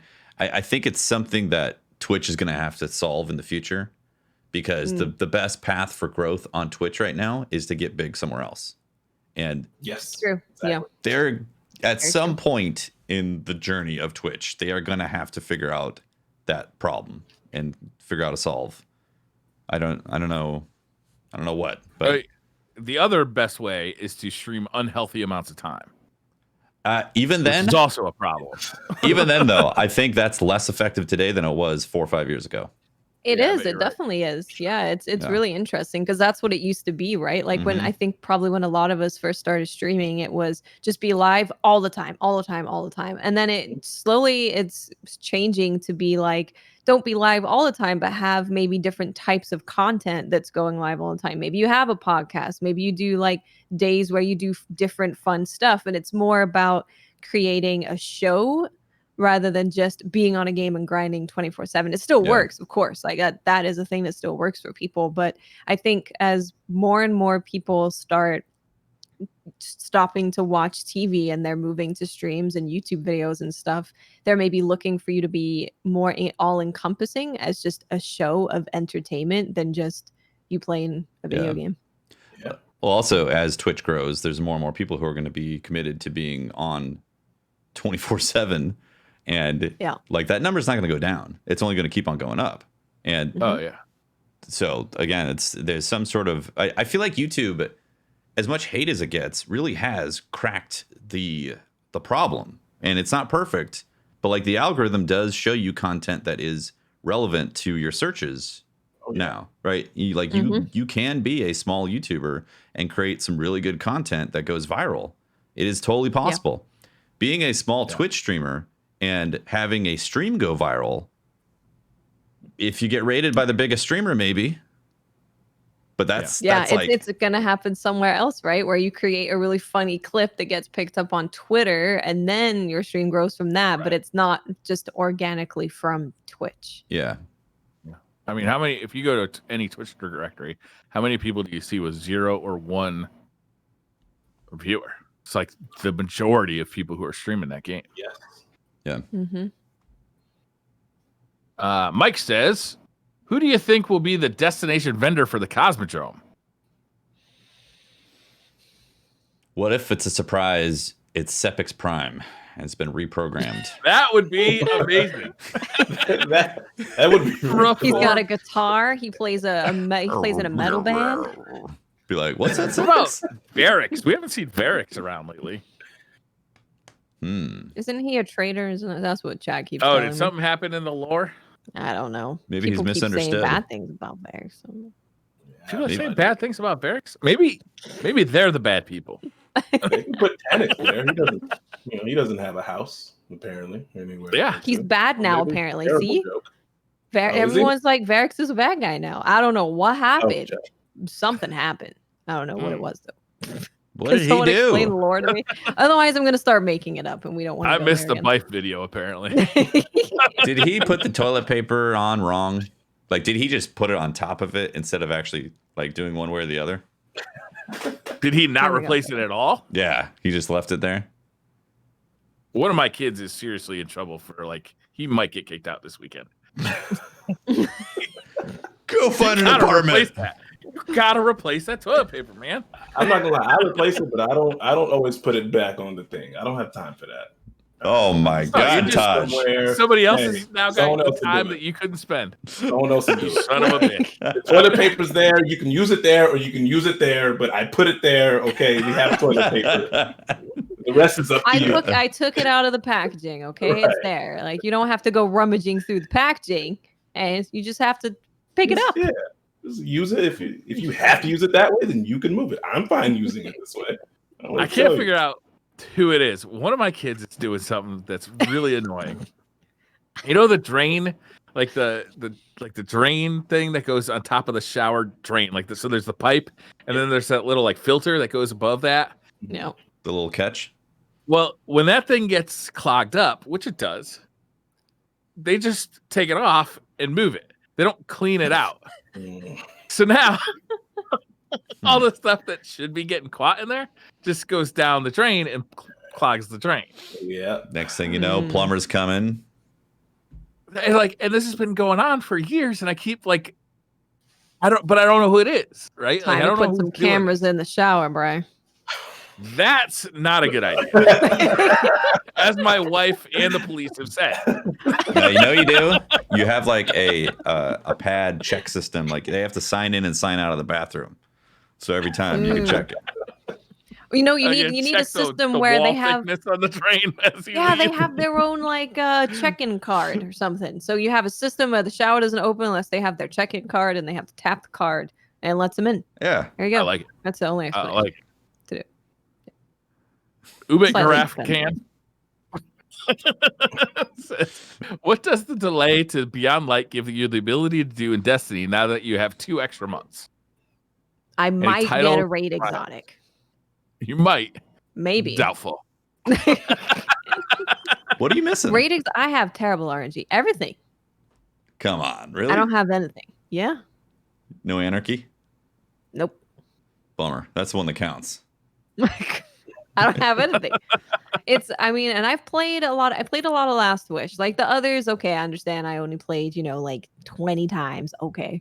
But Last Wish, I did a lot. I do not have 1,000 voices. My RNG is amazing everywhere else, even in other games. But raid RNG, terrible. Doesn't exist. It was the same in D1. If only you knew somebody at Bungie you could take your frustrations out on. That doesn't work. Just start beating him mercilessly when he walks in. Where's my key? God damn it. Yeah, your chance goes up now every time you raid. It goes up, yeah. So they gotta do quite a few raids to make that 100% chance. Hey, at least there's an insight, right? Like a goalpost. That's true. Might be farther away than you want. My goal is to be at max light. When the next Briar, you need to solo the dungeon and you have to stream it. We've talked about this. Yes. I don't know if I could do that, man. You should. I don't know if I could do that. If you Sparky Mark. If you go Devour Warlock, it's way easier. Oh my god. No, Play on the Warlock, bro. I didn't play it. I was a top tree hunter, void hunter, and it was tough, but I got it done. But man, you could easily see how a Devour Lock is just going to be like, oh, why are you guys struggling? I'm a Warlock. Oh. Damn Warlocks, man. Sparky Mark says, with the delay of video games becoming a regular occurrence, should game developers have to give something as a thank you for our patience? Kiss my ass. Go away. Stop it. I'll take beer. You know, Briar, that does sound good. They owe a handwritten note would be good. How about, how about we don't give release dates anymore? We give, how you call like your internet company and they're like, we'll be there between 10 and 7. So just give us, we'll be releasing between November and July. I'm going to have to actually budget out November for two things. One is time and the other is money. Like, how much money Briar, am I you gotta actually going stop to buying spend? misters. Maybe for November. God damn it, no. Like, how much money is like a hardcore gamer going to spend this November? With all the games coming out and two consoles dropping.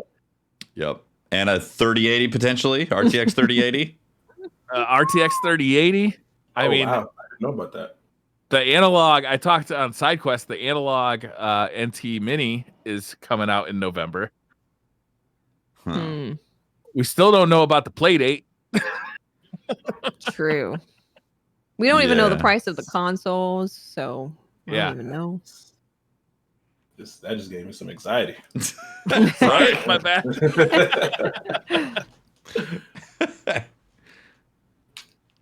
Yes, Sparky, I would like beer. Stephen Braswell says, what are your favorite armor exotics for PvP and PvE? This can be for your main class or all classes. Your favorite armor exotics? Dragon Shadow. 100% Dragon Shadows. Why? Because that's the hunter chest. Yeah, where you dodge, everything reloads. Oh yeah. Reloads everything. Every time dodge. I don't know. I've never been one to use reload perks. I like things that I can't do if I didn't have the exotic. Like I can always just reload. It may take a little more time. It's just I always like a little extra utility. I used to use the what are those boots that when you dodge it removes people's radar for like a second? Gemini Jester. Yes, I love playing. Yeah, those are good. People get all freaked out and they just jump, and it was always hilarious.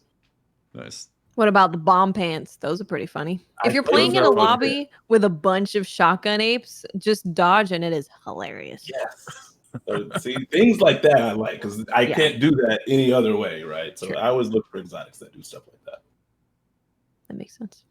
Captain Clutch 92 says, if they made a live action Destiny movie, what Hollywood actors would you want to play the NPCs? You can't choose the original voice actors except for Nathan Fillion. I was going to say, except Lance, because I'm picking Lance. Yeah, Lance I'm picking great. My personal version of this is Nathan Fillion in a one-man show. He just plays everybody. And that man's got dynamic range to do it all. What's his name? Lance Zavala? Reddick. Lance Reddick. Yeah. All right, let's replace him with like Ice Cube or something just for the hell of it. Okay, that'd be good. Have you guys seen his how to make a smoothie video? Yeah. On Twitter? It is hilarious. He trolls everybody in that video. He's like, here's how you make a smoothie. Just kidding. He's an amazing actor, man. His that voice is so good. Yeah, he's amazing. I don't know. Yeah. I'm not really good at like picking out actors for roles and stuff. Gare Bear says, with the light we have 3 elements, in the darkness we'll get 1 with stasis. Do you think we'll see another 2 darkness elements? I'm kind of thinking about that, or maybe new supers from the darkness. Each like the Witch Queen shows up. She's like, "Here's a witchy power. Yeah.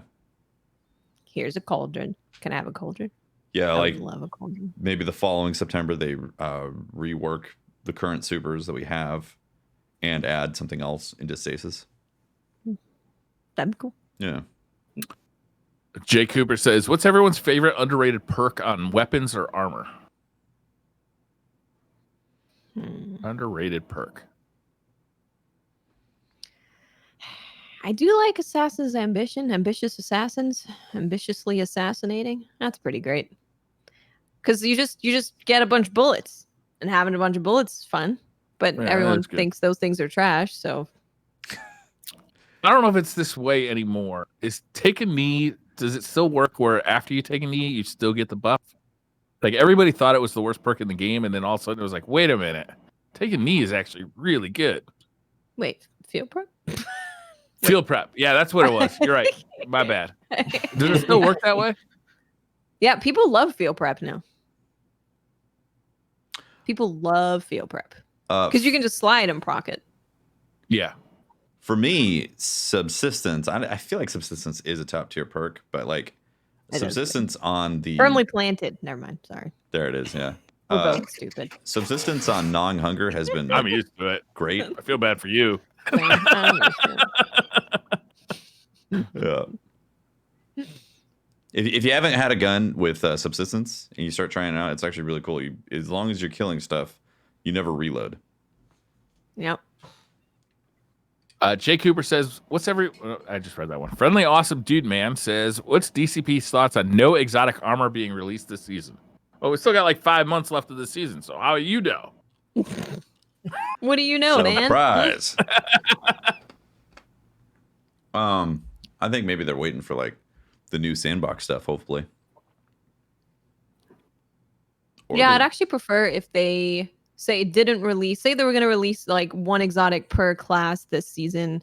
I would prefer if they just wait and bring it for the September release if they're doing a bunch of cool stuff with the sandbox, because then those exotics will be relevant for that sandbox. Yeah.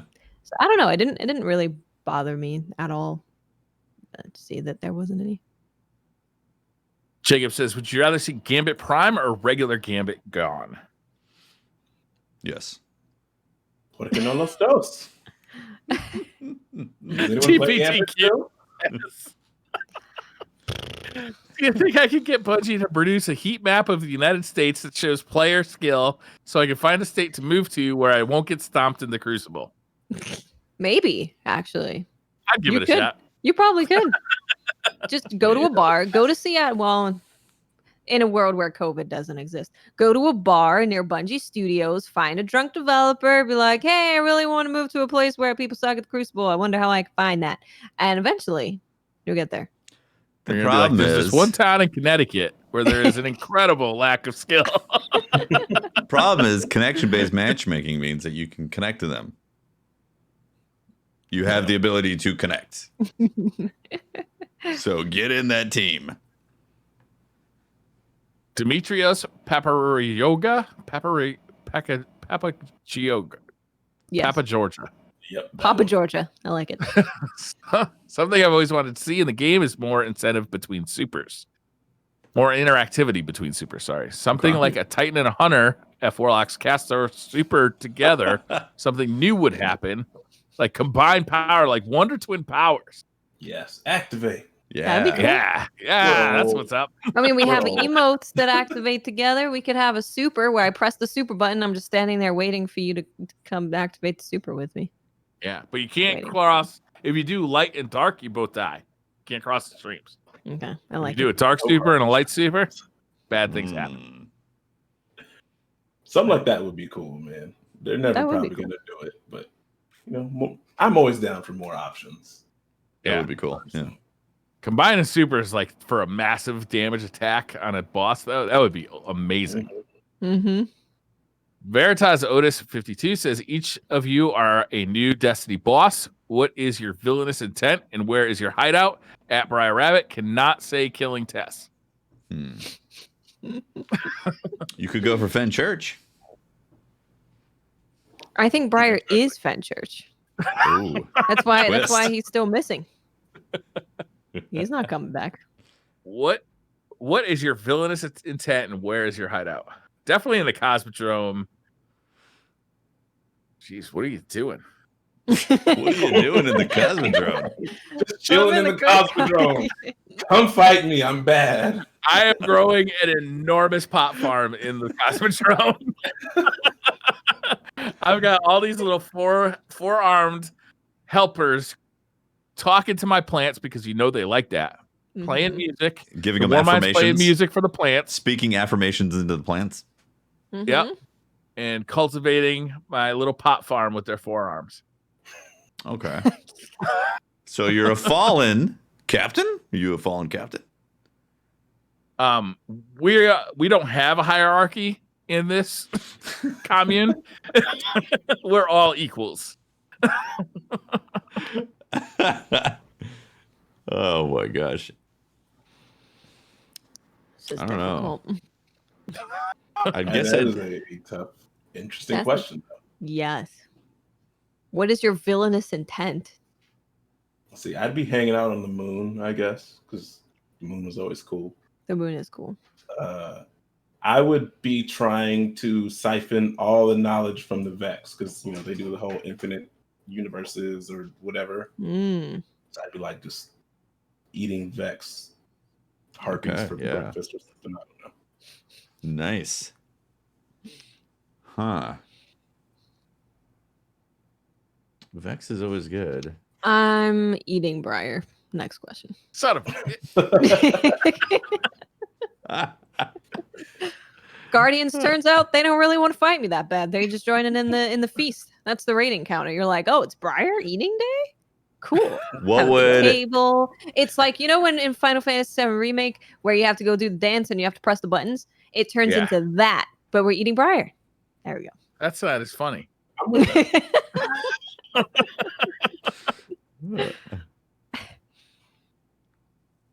Axeman says, can we get a Franomics and a power per hour t-shirt? No, because Fran will be fretting about the design for so long that it will never happen. Yes, that would happen. That sounds like Fran. Is Fran the one that made my design? No, that was Ash. That's Ash. Ash is the name. That was amazing, Ash. Yes. She is at AR_McD on Twitter, and she is. Yeah, I already followed her. I had to give her a shout out. She is amazing. The collar? She made this the feet, yes. That's awesome. She did all of it. Yes. And she also has a disdain for warlocks. Incredible. She does. There you go. Almost like the perfect person. Yeah, it's amazing. Jay Sherritt said, we currently live in Europe, so last year we vacationed to the Emerald Isle. While we were there, we did a falconry tour. The whole family loved it. What is one of your favorite childhood vacation memories? Love you guys and keep up the great work. What's your favorite childhood vacation memory? None. None? I don't even really remember going on vacation. We went to Disney World, so my parents say, I don't remember. I was like 4.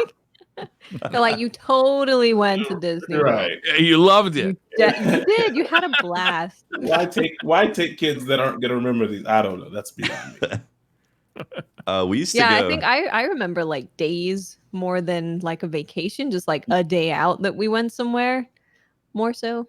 But my memories are like, I remember we went to, there was a pool that was only open in summer. So you could only go in summer because it was an outside pool. And my mom would always make sandwiches and have like a picnic thing. So we'd go swimming and we'd have a picnic. And I freaking love the picnic so much that now I'm obsessed with picnics. I just want to go on picnics because you can't go outside anymore. Yeah, so that memory of just like going to the pool, it's a nice sunny day, you got a nice sandwich and a picnic. Like that's one of my fond memories.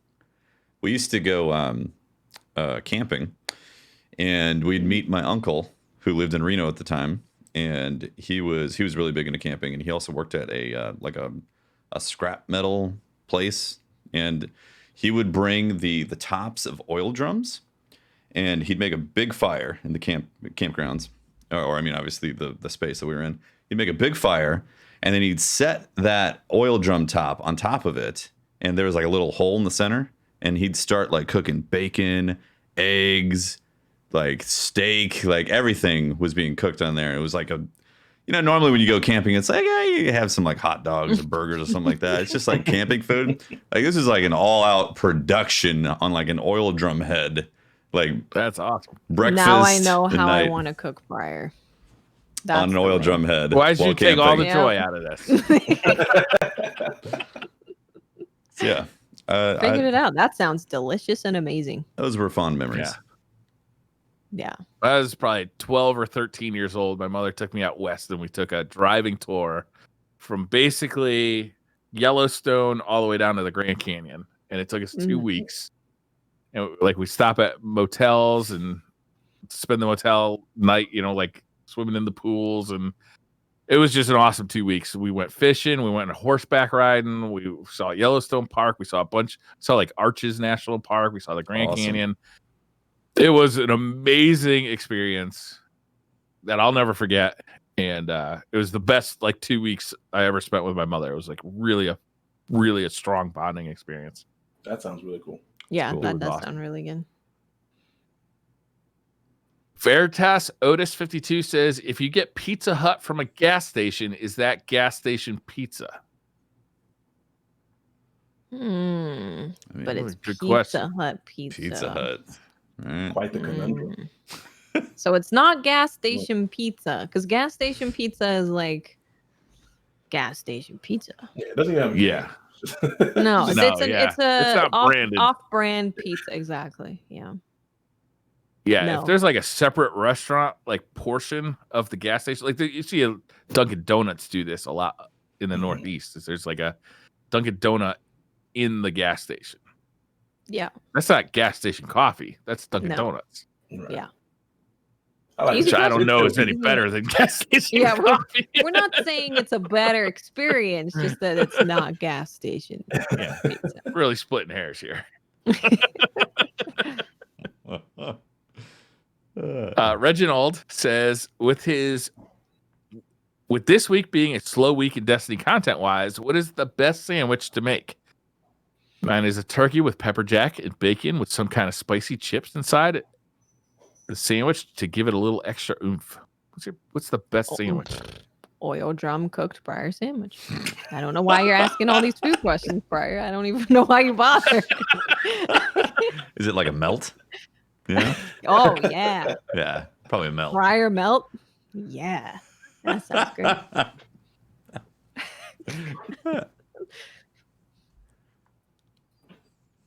You can Best also sandwich just right answer there. the question. That's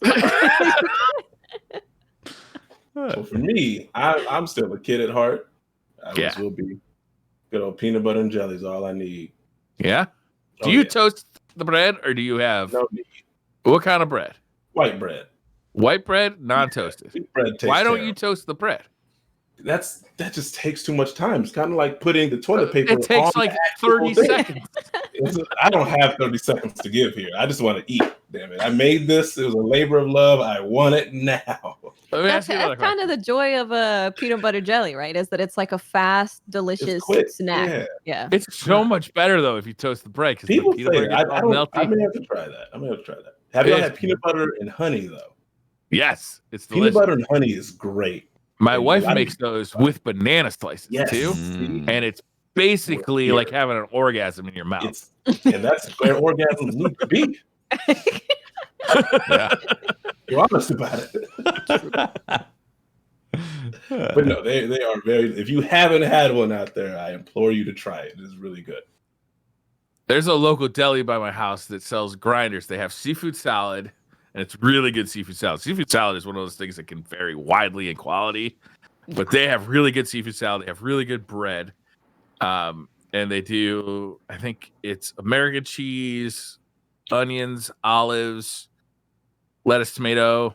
Like it's a pretty straightforward sandwich, but the quality of the ingredients is so high that I have to be careful that I don't go there every day for lunch and just get like a grinder for lunch. Like I have to like limit myself to like once every 2 weeks and So make it like Briar's a real all treat. about the misters and the grinders. Who would have thought? True. Really suddenly taking stock. Oh man. Ringo the Dingo says, I'm currently rewatching the Lord of the Rings trilogy. If the whole DCP crew, including Pope Bear and Holtzman, were the Fellowship of the Ring, who would be who? We definitely answered this before, and I was really trying to think of the answers we did before, but I cannot remember them. Or like someone gave us name. I don't know. I vaguely remember that. Yeah. Yeah. Yeah. I got like pigeonholed into being a hobbit with Pope because we're yeah, that's because we're short. What size feet do you have? Like average. 11. Average for a hobbit? What's that?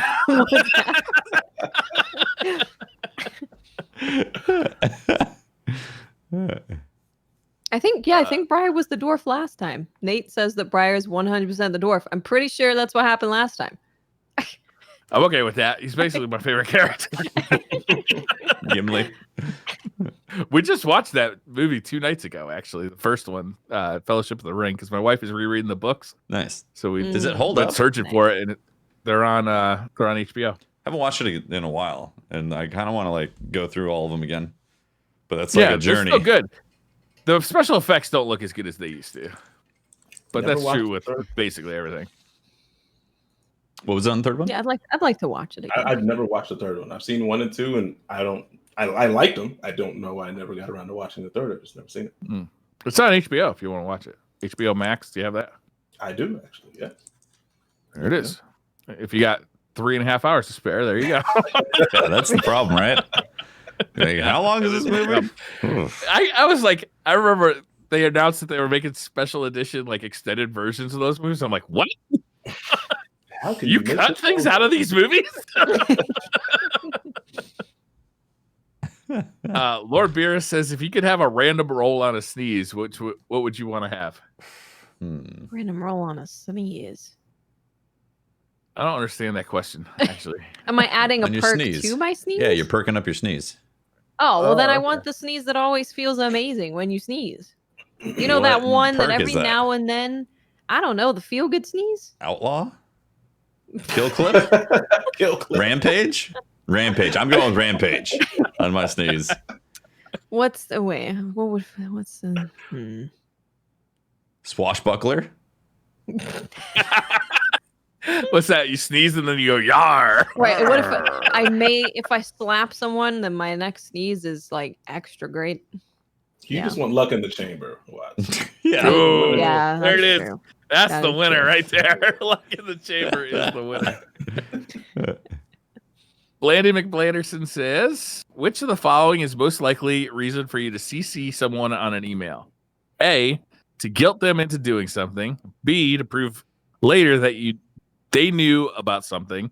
C, as a power move. Or D, because you thought it would be helpful. I'm gonna go with to prove that they knew, or that I had already, because I already do that now. Like, hey, I write something, but I don't want to tell you. Like, I'm gonna write it so it's here on the internet forever, and we can go back and reference it just in case you're trying to do something. Mm-hmm. Yeah. Mm-hmm. Little thread. There are 2 versions of me answering this, and this is the first version is me, like when I actually had a job that I used email in. Ages ago, right? Yeah, and then there's current me who, like, I check my email like once a week. That checks out. Honestly. Every time I talk to some kind of person that deals with content creators or whatever, they're like, I'm not even gonna bother asking for an email. None of them answer their emails ever. No. I mean, how many different vectors are there for people to get a hold of you? There's like text messages, phone calls, Twitter, Insta, whatever, Discord. Like, there's just too many. Like, it's hard to keep up with them all. Fuck it. I'm dropping email. I'm just not doing email anymore. I feel like anytime there's a contract involved, you're emailing. Yeah. All right. I'll keep the email address for that. But I'm not like giving it out to people willy-nilly. Like, I'm going to take it back. I'm taking the email back. Also, don't fucking call me anymore. I'm busy. I'm doing shit. Give me a text. He's watching Lord of the Rings, for God's sake. If you want to talk about interesting at all, which I will not, I'll call you back. Yes. Oh, my God. But I agree. The paper trail. You CC to make sure there's a trail that people understand this is happening. It's time stamped. Yeah. The Mohegan 9 says, have you ever had your life saved or been close to saving someone else's life? Yes, actually. I Let's have hear a it. story. It's you know the whole stereotype of black people don't like water. Well, this black guy does not like water. All right. I never have. But when I was younger, I live in San Antonio. We have a SeaWorld, actually right next to the SeaWorld. If anyone wants to, come say hi or whatever, I guess. I don't know why I said that. And they had this Texas-sized wave pool. It's a wave pool. It's in the shape of Texas. It's been there forever. And I don't remember how old I was, but the waves come and then you start having the undercurrent. And I can't swim. Still can't, which is why I don't like water. And I guess it started taking me under. And I think people thought I was just playing, but I was like, yo, I need some help. Like, I can't. And my older brother actually came in and he saved me. When I died that day, I don't know if I was that close. If I'm being dramatic about it, yes, I was about to die. Those wave pools are fucking dangerous, man. Yo, They are dangerous. They really are. So yeah, now if I can't stand in a body of water, I'm not touching it. I don't go in the ocean. I don't go in lakes. Miss me with all that. Don't ask me to go fishing on no boat. We're not going jet skiing.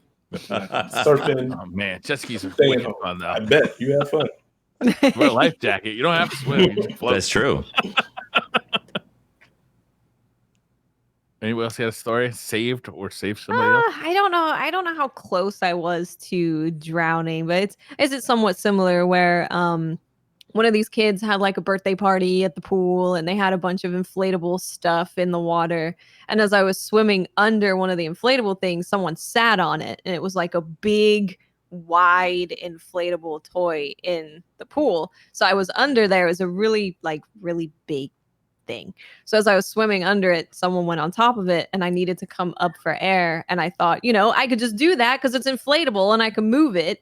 But because someone sat on it, I wasn't able to do that. So then I think one of the adults that were there saw what was happening and got me out.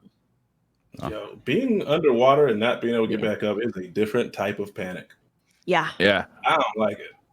They say it's an awful way to die too. It's because it's just Yeah. pain and panic.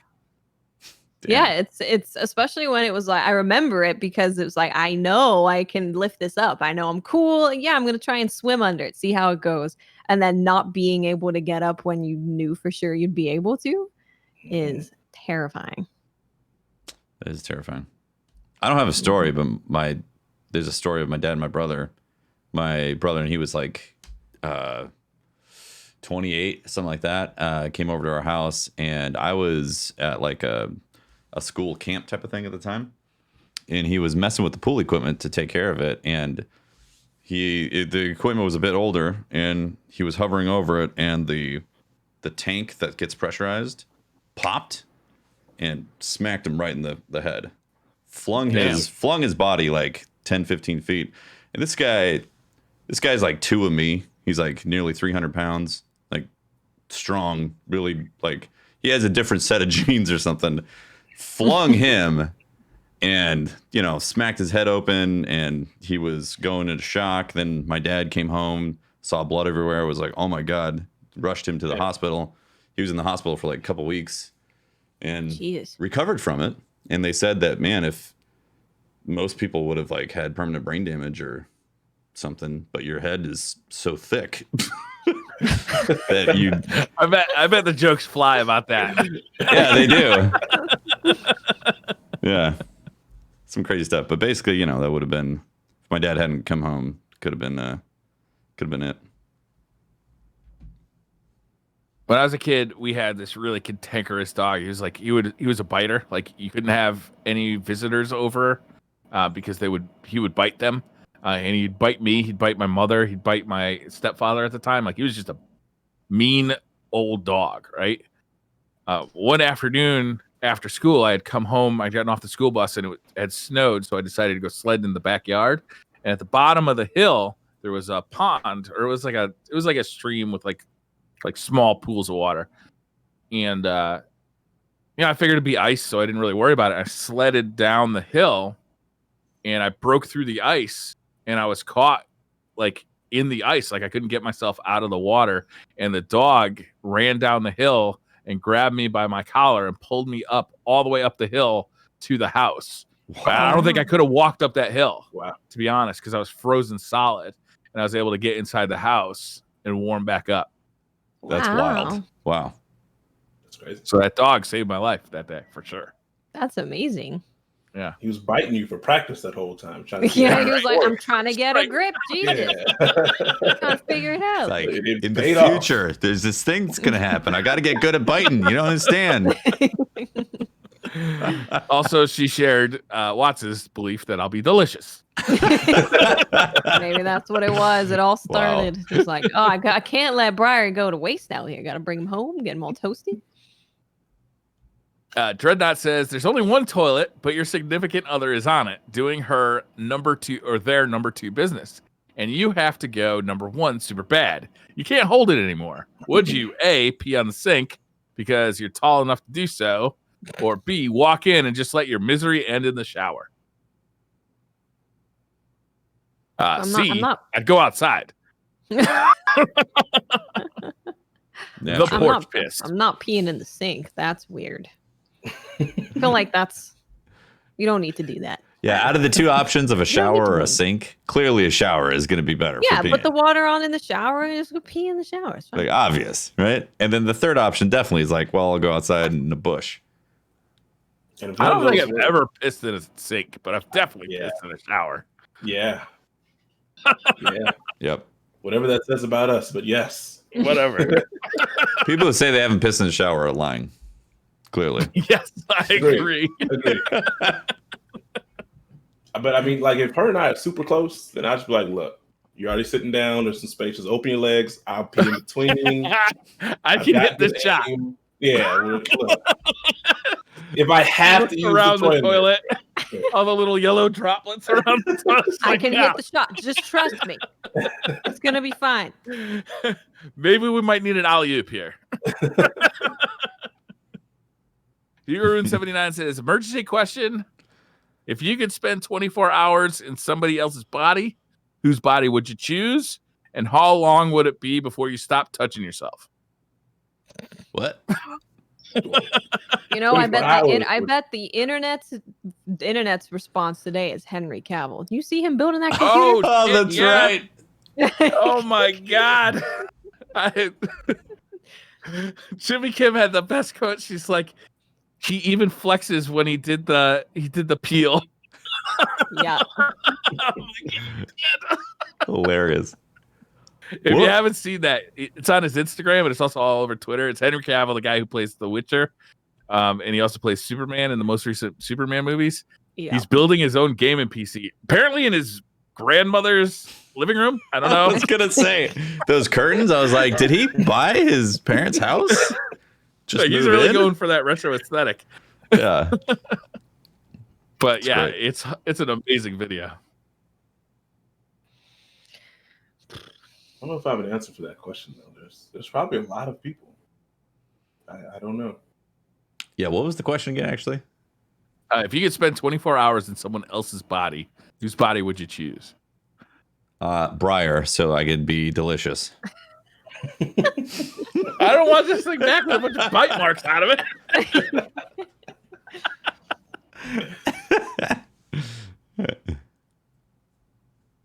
I don't want it like a pro surfer or something like that. Like, I don't know. I've never gone surfing.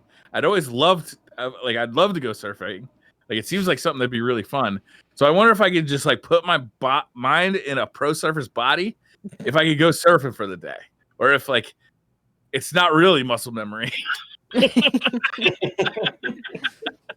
I'd still suck at it.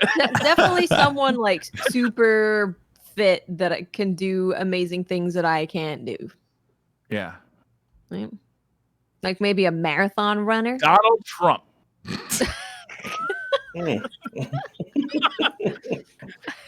Would you keep touching yourself though, Brian, if you're Donald? No. I would touch a pen in his checkbook right away. There you go. Probably most of the day would be spent with a pen in hand. writing checks, resigning, that kind of thing. Resigning, yes. If I had to seriously answer that question, someone who gets to go to space. I think space is cool. An astronaut. Go I feel like 24 hours is about how much time I'd want to spend there, too. That's the perfect amount. Then you just zip out. Yeah, you're like, okay, this is getting uncomfortable now. Well, it's going to be over in a few hours, so you're good. No worries. And you didn't have to do any of that uncomfortable rocketry stuff. Yeah, like the ups and the downs part. I feel like that'd be some of the best part. The G-force of the rocket going up. I don't think you'd want to miss that. Everything goes right. Yeah. You don't want the rocket to explode mid-flight. That would suck. You have a high chance of that, though. But assuming you do make it to space, you want the rocket ride up. You get the sensation of suddenly being weightless, and you're like, man, this is crazy. And then it's over. You don't have to stay there for 6 months. Yeah. Maybe just someone really tall. What's that like? Yao Ming. Not that tall. 76 or something. What does the world look like when you're that tall? I have no idea. It's easier to find stuff. It's easier to reach stuff. True. That's about it. You bump your head on more stuff. ZZ, last question of the night, and then we're done. ZZ Junior 82 says, "What kind of cake is best served for dessert after, God damn it, barbecue Briar feast, or is Briar the actual cake too?" Briar's also cake. Briar Did cake. you know that? Briar's also cake. Briar, have you done the test? Have you found out if you're cake? No. Have you seen all those fucking videos though of like people like cutting into things? It's cake. Everything's being cake. Yeah. Have you checked if you're cake, Briar? Yeah. Have you tried? We need to know because this is going to change my cooking options of Briar. You don't really know until you tried. Yeah, you Since got we're here, I have been cut. What kind of cake would you be, Briar? How about that? Red velvet. Okay. Yeah. I like it. I could handle it. Because I'm white on the outside and red in the middle. Like a red velvet cake. Wow. It's the one I most resemble.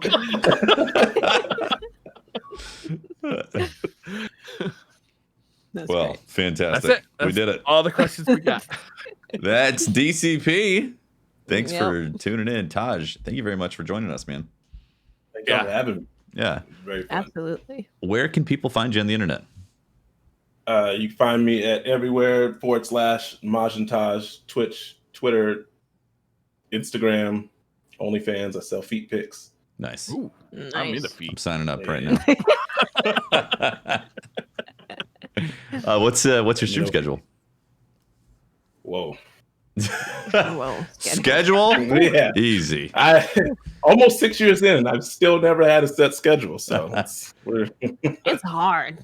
It is. You try and set one. Yeah. As soon as you set the schedule, that's when things all go downhill too. You're like, yeah, I'm totally on schedule, and then never happens. We always tell people 6 p.m. here, so we can always break that engagement as much as possible, And if we're ever on time, it's kind of like, what's going on, Exactly. Y'all are on time. Yeah. I try and stream just about every day, sometime midday. I don't know. Follow me on Twitter, join the Discord. You'll find out there. Nice. Very on notifications. There you go. Awesome. Well, thank you very much for joining us, man. Thank you, guys. Watts, where can people find you? I am Miss 5000 Watts. You can find me on Twitter, Twitch, and YouTube at Miss 5000 Watts. For the next little while, we're going to be playing Ghost of Tsushima. So starting tomorrow morning. Nice. So that's what I'm so excited for that. I'm so excited. Same. Brian? You can find me going over to Best Buy tomorrow to buy a Ghost of Tsushima and then sitting on the couch all day and playing it. No pre-order? I pre-ordered it. I already paid for it. I just Oh. got to go drive over there and have them walk it out to my car for me. I would love to see Briar being a samurai yelling Wu-Tang. I'm just saying, Briar. There's a market for it. There's a market for Wu-Tang Samurai Briar. Oh, man. That's great. And I'm Tefty. You can talk to me at Teft on Twitter and catch my streams, twitch.tv/TeftyTeft. I will be also... Surprise! I'll also be playing Ghost of Tsushima. Looking forward, tomorrow sometime in the evening. I'm actually similar. I like to tell people 6 p.m. even though I'm never starting on 6 p.m. Never. It ain't happening. I'm always going to be either early or late, most likely late. But yeah, definitely looking forward to playing that. And yeah, thanks for watching. Thanks for tuning in. Shout out to our Patreon members and our Twitch subscribers for directly supporting the show. We always greatly appreciate the support and making it happen, making it so we can do this. And yeah, thanks for our live viewers tuning in and people watching on YouTube and in the podcast syndication places. We greatly appreciate all the support. And see you next week for, let's see, we've got side quests on Mondays. And I think Ghost of Tsushima Day, I think you mean. That's all it's going to be. Side quest Ghost of Tsushima edition. And I believe Fire Range returns next week, I think. I could be wrong on that. That's might be next week or the following week. And then I don't know what day is what day or what week is what week. So I have no idea. It's a blur. It's sometime in the middle of 2020. All I know is it's bad to go outside. When I see Fallout say, "Oh, hey, we're doing the show this week," I'm like, "Hey, we're having the show this week. Cool, nice, great." Yeah, good to know. Thanks, exactly. At some point, we're going to be doing a PS4 Trials card. Yes, we are. So I'll probably be sick, or my internet somehow decides to turn off. Weird. Briar's power will go out. Very strange. Strange how that happens. Yeah. But alas, that's what it is. Thanks for tuning in, guys. We'll see you next week. Be safe out there. We love you guys. Bye, everyone. Love you. Bye. Guys.